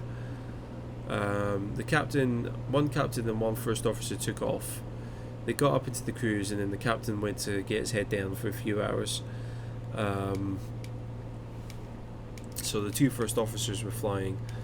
They flew into some weather phenomenon, like some sort of like storm, or some sort of like bizarre weather phenomenon, or some sort of unexpected cloud coverage, even at high altitude. That froze up the pitot tubes, and then basically what happened was they were flying along normally, and then all of a sudden they lost their airspeed indicator. So, and because they lost their airspeed indicator, I think the autopilot automatically tripped off, so they had manual control of the plane, and then for some, like if they just flew straight and level, they would have been fine, but for some stupid reason, one of the first officers decided to start climbing, and the aircraft was already at near its maximum cruising altitude, so they basically pulled up. The air got too thin, the aircraft was too heavy, and then they stole it, and then the aircraft stalled, had a high altitude, high speed stall, but because the air was too thin and the aircraft was too heavy, However, up at that height, it didn't feel like a stall, so they were just sat in the plane, and yeah, they were getting conflicting information. Like their bodies were like felt like they were just flying normally, even though the plane was stalling through the air and started descending. And they were seeing that their altitude reading was going down, their vertical speed was going down, but they didn't understand what was going on, because their bodies, they didn't get that like sinking feeling in their stomach, so they couldn't figure out what was going wrong. And yeah, basically the first officer who started climbing the aircraft just continued to hold the aircraft back throughout the entire stall into the Atlantic Ocean.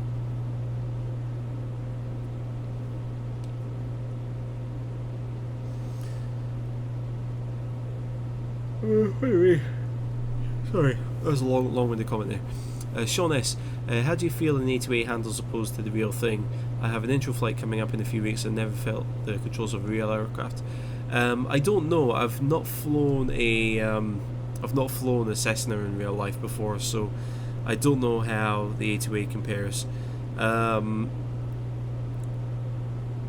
don't know what the handling of this is like. I've only ever done a couple of trial flights, and those were I did 2 flights in a Piper Tomahawk. I've done 1 flight in a Piper Warrior.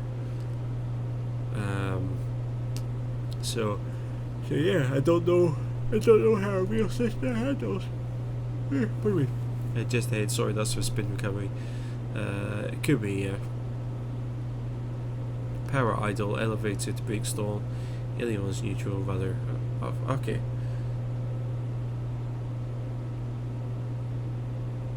Yeah, it's definitely a spin recovery, that one.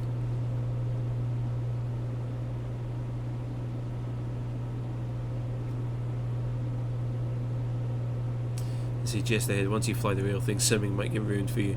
Yeah, flying for real, you have an incredible sense of freedom when you fly for real. I just realised I climbed up to 7,000 feet. I didn't mean to.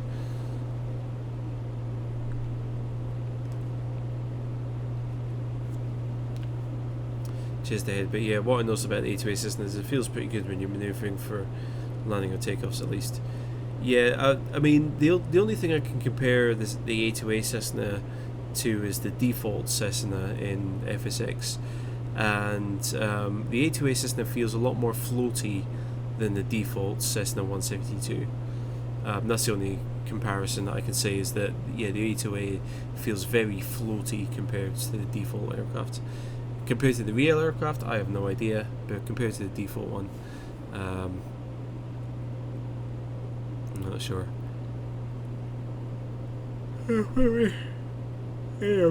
Abe, that's not true. What are you talking about? What's not true, Abe?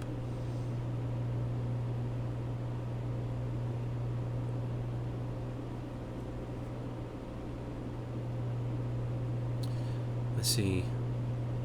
Mike, again, Airbuses make pilots forget what they're meant to do. Fly the freaking jet. Too heavy reliance on the automation doesn't seem like a safer option. No.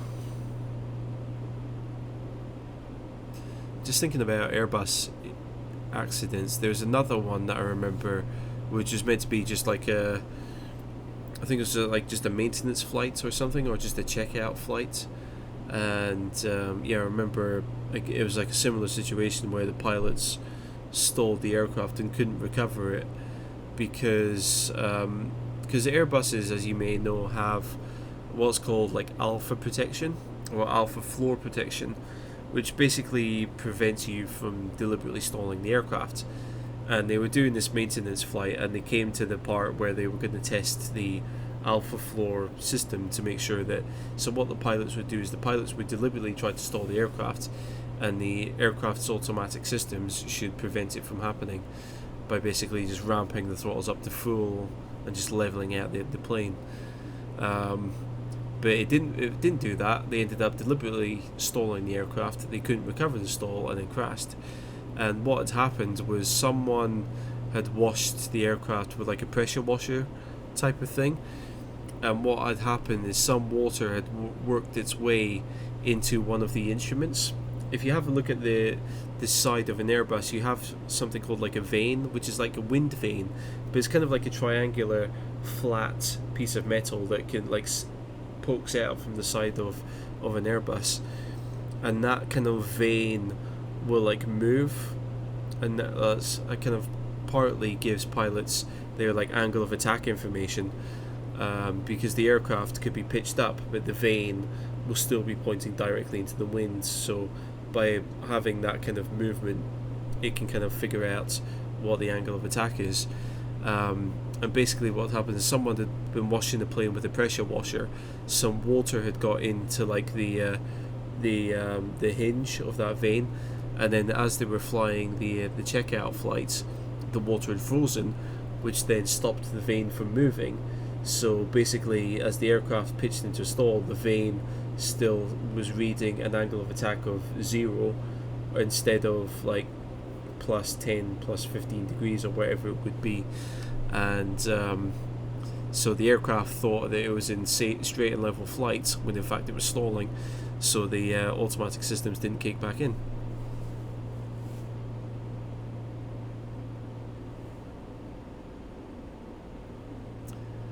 Let's see, Sean S. Thanks for answering regarding this. No problem, Sean.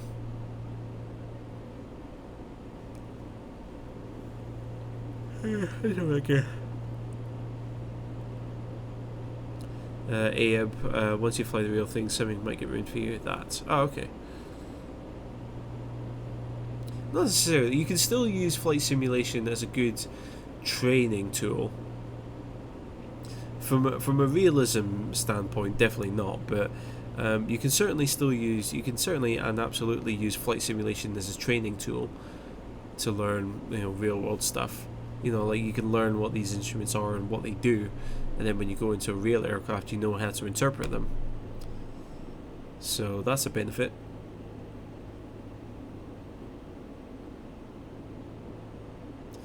Mike, they were returning the aircraft from wet lease from Air New Zealand. Okay.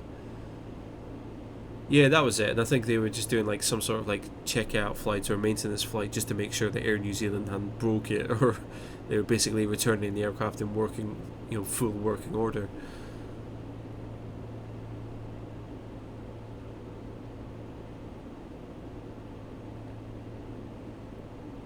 Jester, the PPL portion for me at least dried up simming from you. Yeah. I mean, the thing is, like, I was surprised. Like, I was talking to a flight instructor the other day, and he was telling me how little weight is put on instrument training during PPLs, which really surprised me.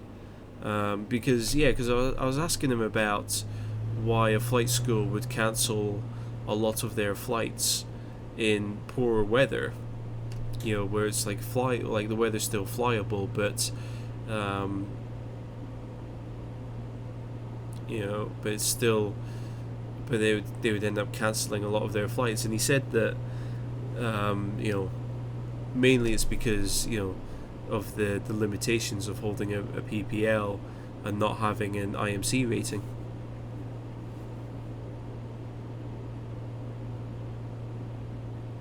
So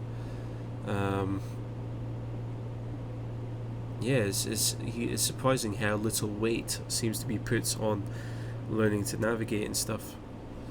When you're flying, when you're flying for real, there's very, very little. You spend very little time looking down here when you're flying, with getting a PPL and flying visually. It's all stuff up here. Jesterhead, you're in the middle of instrument training now. Shooting approaches is fun again. Imagine it would be. And Jester and Doofy saved you a ton of money by teaching about radio navigation and shooting approaches. I'm glad my videos could help. Right, I'm doing a bit of a steep approach here. What I'm going to do is, I think, because I'm just about been going for 2 hours, I'm sorry, but I think I'm going to, once I land, I think I'm just going to sit and chill out after that. I don't think I'm going to do any more flying tonight. Sorry, I'm feeling quite tired, and I don't know what. Yeah, I'm not going to be flying any jets or anything today, so I think I'm just going to do like a nice little fun steep approach here. Maybe introduce a bit more drag.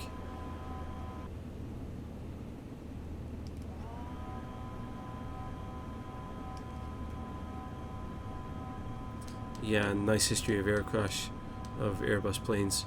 Well, I mean, I don't know why, but those are the two that that stand out in my mind. Those are the two that I can remember off the top of my head. They suggest they had lack of instrument focus. I think the reasoning is to force students to get a feel for flying and staying afloat first. Yeah, and I guess it also like simplifies things as well for students. Mike, that might be one way that flight schools scam their students when the weather's not amazing but still in VMC. Yeah, I mean the thing is though, the other problem is that flight schools, I mean like if they hold a lot of trial flying lessons, then there's obviously like the customer experience aspect of it as well. Like you probably could go flying, in rainy conditions quite happily, but if you're doing trial flights and trial flying lessons, you want to give the customer a good like customer experience, whereas if you've got like all of that sort of white noise sort of sound from constantly flying in rain, and yeah, like not the best visibility, then it's not really a fun experience for them, I guess.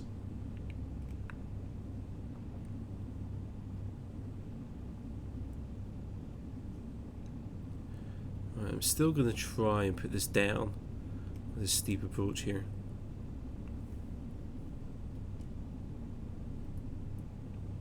The thing is that I don't want to like do a loop around.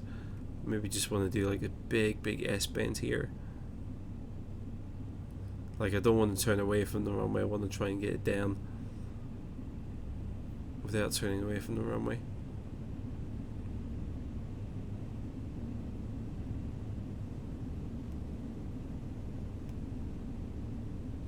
Don't think it's going to happen, is it?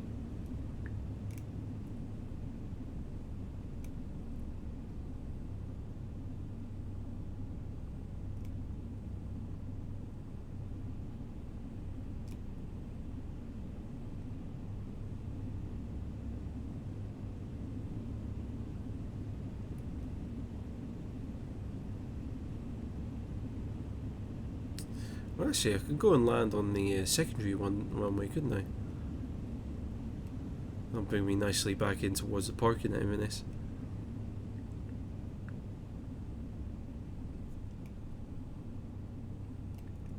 Yeah, that'll be good. That'll extend the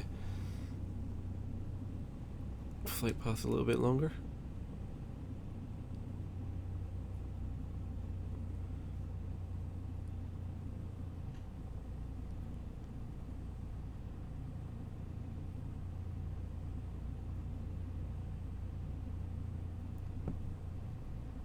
There you go, runway 29, perfect.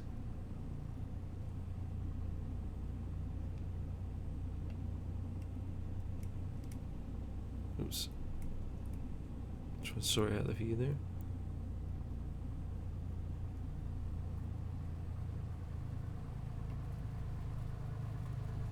Porpoising again.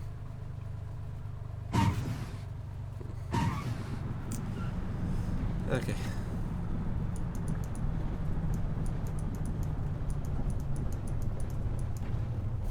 Something's just a little bit ridiculous here.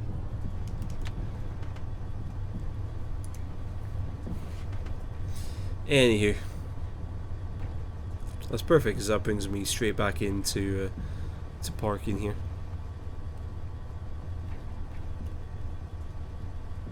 Oops. Should maybe do that. The strobe lights can come off.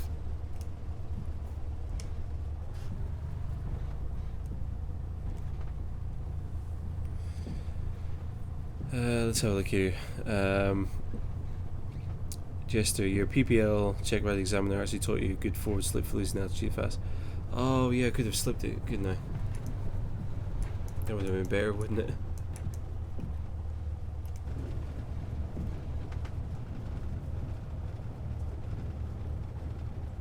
What's that rattling sound?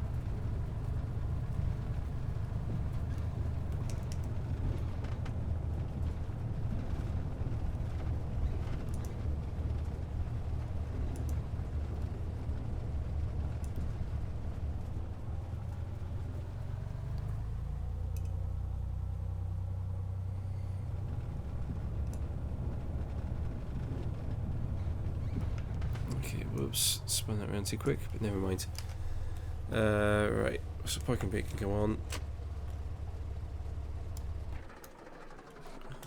Probably should have done all of this first. Not so much for me doing everything by the book and following proper procedures and checklists and all that stuff. Never mind. Okay. Cool. We're down. Anywho. Right. I'm not going to do any more flying tonight because I'm too sleepy to do so. But I'm going to stick around and chat for a little bit longer. Just to like answer any comments or questions, or we can talk about PPLs and things like that. But yeah, maybe I should have done a slip. If I did a slip, I might have actually landed on the main runway rather than the secondary one there. Here's the other 777 crashing short of 27 left. San Francisco's Airbus fault as well. I guess so. Yeah, I mean it was a similar situation. The pilots were relying on performing the instrument approach when the ILS wasn't working, and they, for some reason, they decided the best course of action, rather than flying a visual approach, which it was perfect weather to do so. Rather than flying a visual approach, they decided to use vertical speeds to try and manage the aircraft on the glide slope, which didn't exist because the ILS wasn't working. Anywho, gesture, 0 degrees of flaps, start your slip and ride the yellow arc down. It's like a piano falling out of the sky. Is it really? I mean, I don't know as much about slip procedures, but yeah, completely forgot that was a thing that you could do. Let's see, give me, so you're back, minus 178 feet per minute, right on the centre line. There's hope for you hit as a sim pilot. That's not too bad, actually. Yeah, 178 isn't too bad, I'll give you that one. I actually don't know what a good touchdown rate is. Let's see, Storm, brilliant. Thank you very much, Storm. Let's see, give me actually 2 5-minute videos of IRL. Airbus pilots did the trick. Okay, I guess you're talking about watching pilots for landing techniques. Scenery is really nice. Immersion factor times 1000. Yeah, this is Inverness Airport by Sim 720. The scenery, and it's really good. It's a little bit out of date now, but it's certainly the best Inverness airport scenery that you can get out there. So,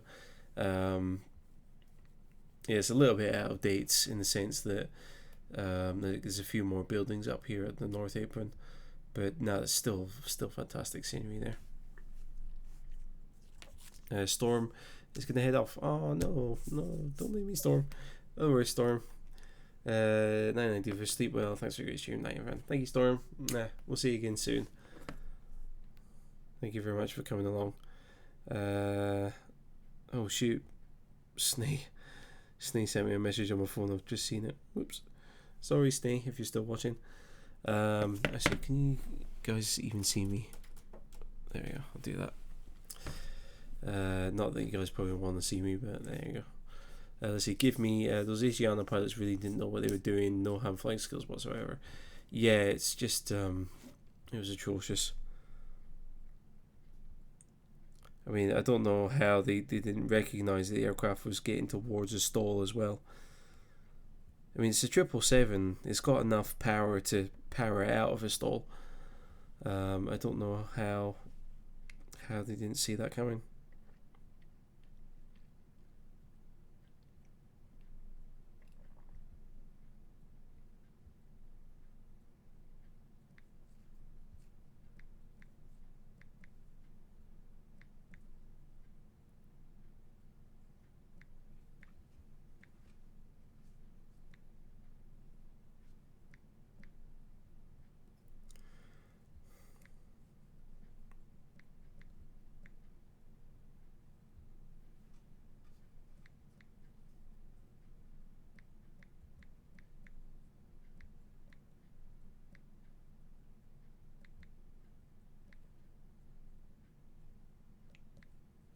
I just text my phone here. Nikolai, welcome. Hello from Newark, is that KWR? How's it going? Yeah, sorry, Nikolai, but we are. Well, I'm not doing any more flying today. However, I'm just sticking around and chatting with everyone for a little bit.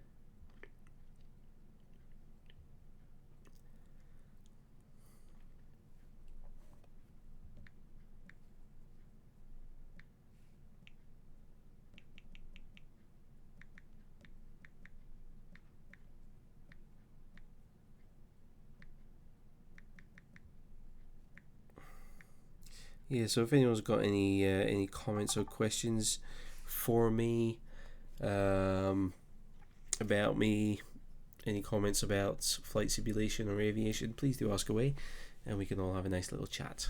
I'm probably going to stick around for maybe another 15 minutes or so, and then I'll probably call it a night there. Let's see. Sean, sorry. Let's just see here. Give me more. When you look at the NTSB animations, they just seem to be randomly pushing buttons. Yeah, I don't get why you would. Who in their right mind would use vertical speed and autopilot's vertical speed mode on final approach? For me, like anytime I'm flying in the simulator, anytime I'm in doubt at all, I always just turn the autopilot off immediately and hand fly it. If there's anytime there's a situation where I don't know what the plane's doing or the autopilot isn't performing as expected, I just get straight on. Like I disable the autopilot immediately and hand fly it. I don't know why. Who in their right mind would use vertical speed mode on final approach? Let's see. Show this. Gonna be studying for my PPL as well, but like I said, my first RAL flight is in a few weeks. Any tips for first flights? Just relax and enjoy it. As I said, for your first flights, don't be too concerned about what the instrument panel. Don't be too concerned about the instrument panel. Obviously, you can glance at it, and if you know about flight simulation, then you'll obviously recognize each instrument that's in front of you. But yeah, mainly just to enjoy it, just enjoy the sense of freedom and just kind of being able to go, wherever you want, really, within reason, of course. No going and flying over, the Houses of Parliament or anything. Just enjoy it and just kind of just take in the feeling of freedom that you get with flying, and if you've got any questions about flying for real, just keep asking your instructor questions.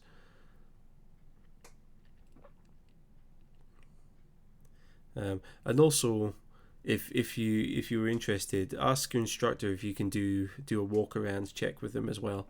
That'll be pretty insightful as well.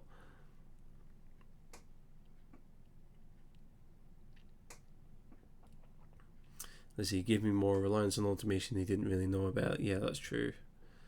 Let's see, Mike, if you had a chance to get employed as a first officer of one type, an airline, until the end of your career, then what would those type and company be? I don't know. A company, I'm not sure, but I would probably love to learn or to become type rated on a 787. I think that'd be pretty cool, or a 777. I think that'd be pretty cool. I don't know which airline I'd fly for, but yeah, I think flying, getting type rated on a 777 or a 787 would be pretty cool.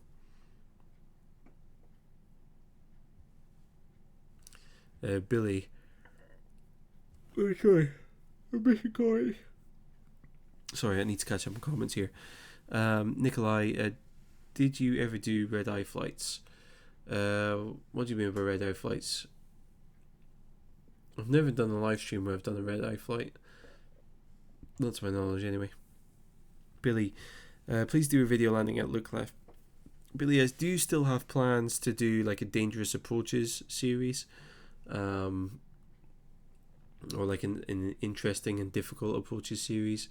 So I'll probably do Look Left as part of that.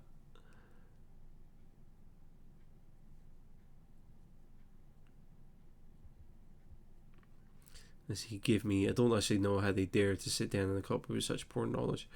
Yeah, that's incredibly concerning. Yeah, pilots' over-reliance on autopilot functions.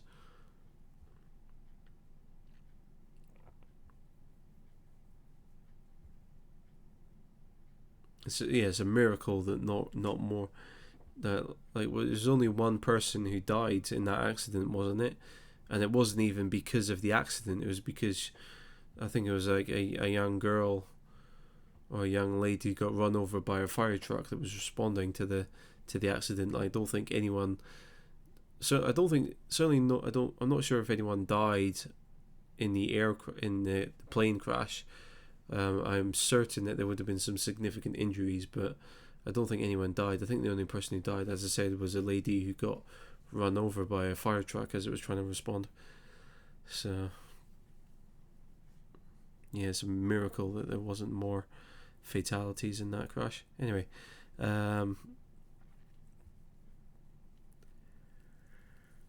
give me. I was still looking at Unreal. Or is online flying off my bucket list forever? I've heard that I don't like VATSIM, to put it lightly. No, it's VATSIM's very, very unlikely, but IVEO I might still do. The thing is, now that I'm working again, I've got a lot less time, and the spare time that I do have, I'm trying to start to get a bit of a life, and I'm going to start trying to get out a bit more. So so I'm not spending as much time with flight simulation at the moment.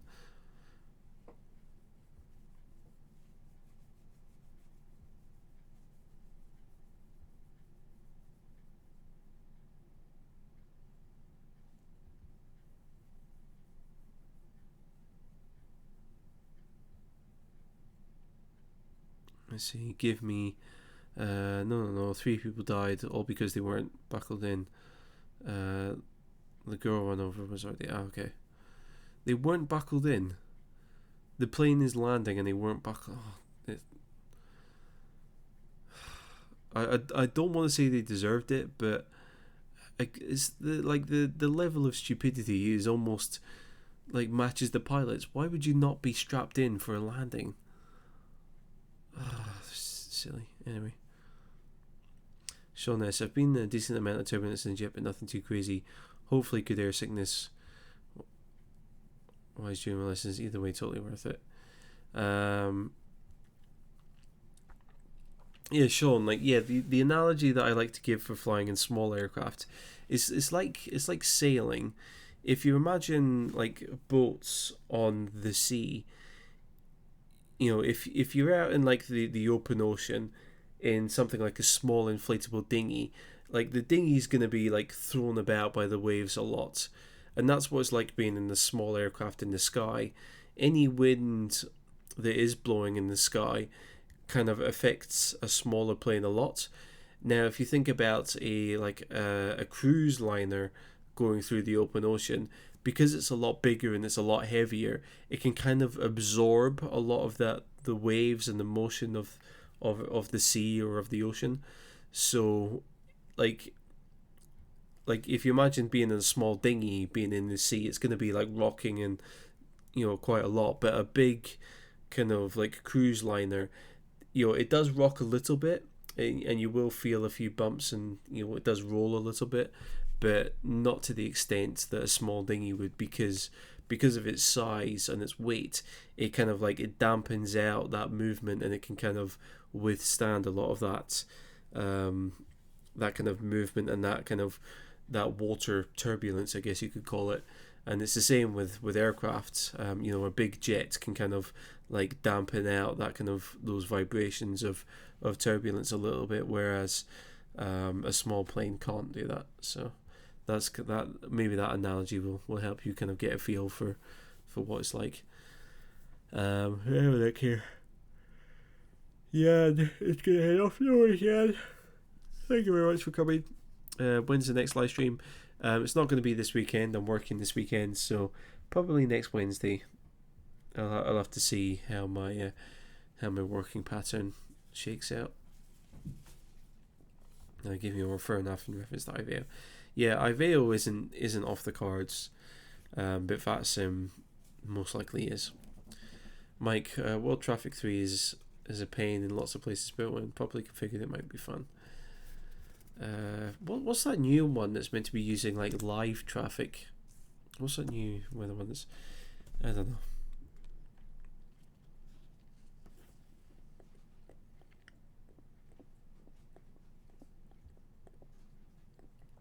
Give me more.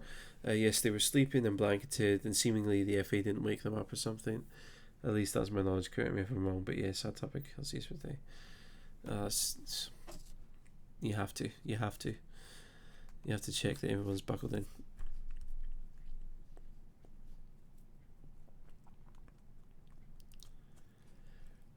Have a look.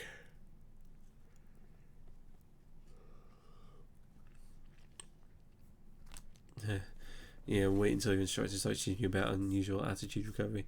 Yeah, stalls can be pretty intriguing when you first do them.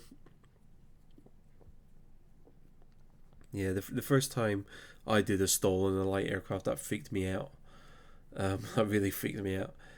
I'm not a fan of that kind of like that negative G, where where you're kind of like your stomach gets like pushed up into your ribs. I really don't like that feeling. So watch out for stalls. Give me says got to ride on a gliding pilot did a parabolic flight without warning you. Oh jeez. I get really tired. Does anyone have any last comments or questions at all? Because if not, we'll end the live stream there. Mike, World Traffic 3 is live traffic. Oh, okay, gotcha.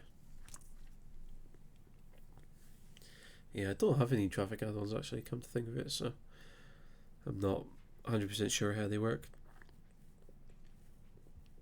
They give me not even that, just the nose straight to the ground. Next thing you know, a bolt of water's levitating.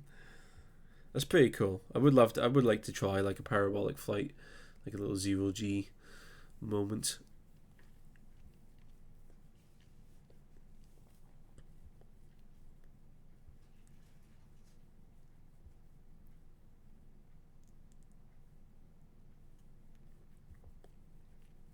Jester. Well, there's slow recoveries, unusual attitude, or like inverted IMC, and suddenly your extreme goes up down. Okay. Yeah, that's a point. Yeah, because on one of my trial flights that I did, one of the instructors did actually take me through a cloud, and it was scary because we went into a cloud, and then we were like doing like a gentle left-hand turn because basically we saw like the cloud coming in, and we basically just kind of cut through one end of it. And we were in the cloud and we were doing just like a gentle left-hand turn, but it still felt like 1G.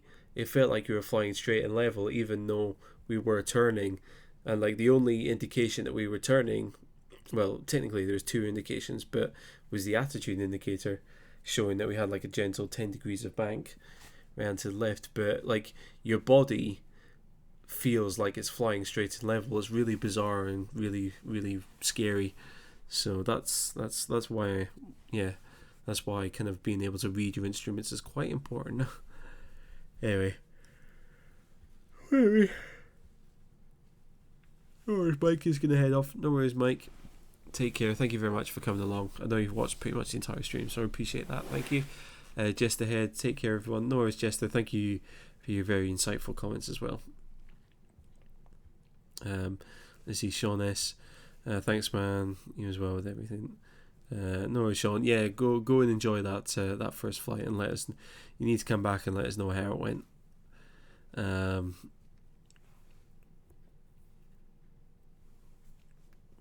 Let's have a look here. Give me more. It's almost 2 a.m. there. Did landing where you can reuse the plane. Day's work done. Go to bed until your cat scratches at the door. Give me more. You take care. Have a good weekend at work. Thank you very much. Give me. I will do. I will do, definitely.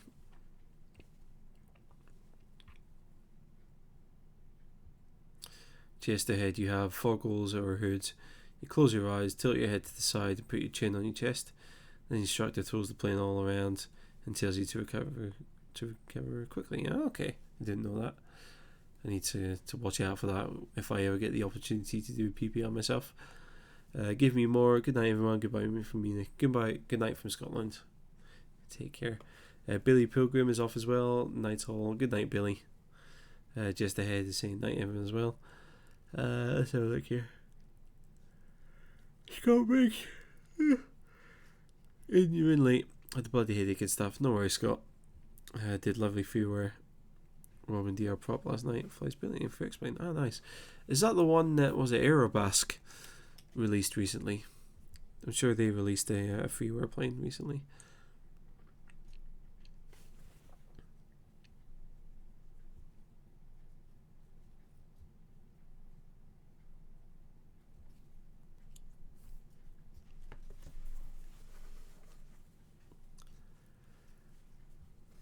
Okay. Flight timber. How much is the A2A 182?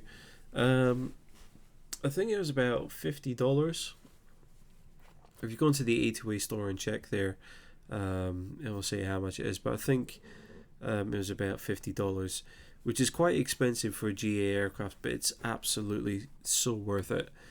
As I said, the A2A aircraft are like the PMDG of GA aircraft.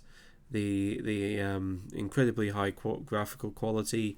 Handling is very nice, feels very fluid, and they come with like manuals and stuff as well. And also with the A2A, like they have all these other cool features such as these kind of built-in checklists like this. You've got all these other like panels and windows and stuff for controlling things like you've got like maintenance there, and then you can do like walk-arounds as well. So very, very good product.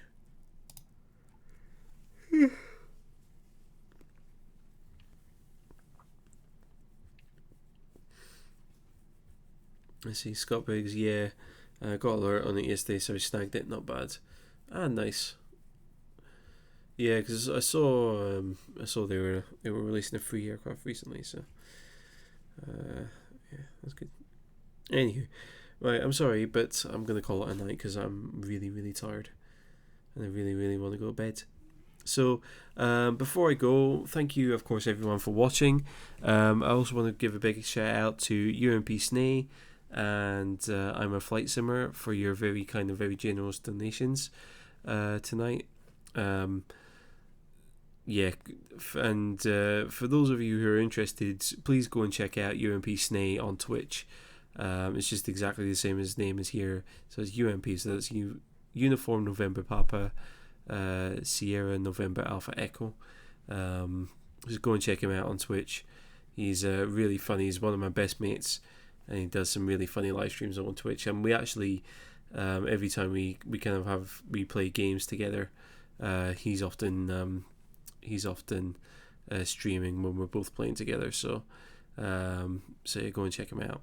Anyway, I'm gonna call it a night there. So until the next time, I'm not sure when the next live stream is going to be. I won't be live streaming at the weekends because I'm going to be working. I might be live streaming again next Wednesday, but again, I might be working that day or the day after. I'm not sure yet. But anyway, until the next time, thank you all very much for watching. Take care out there, and I will catch you all later.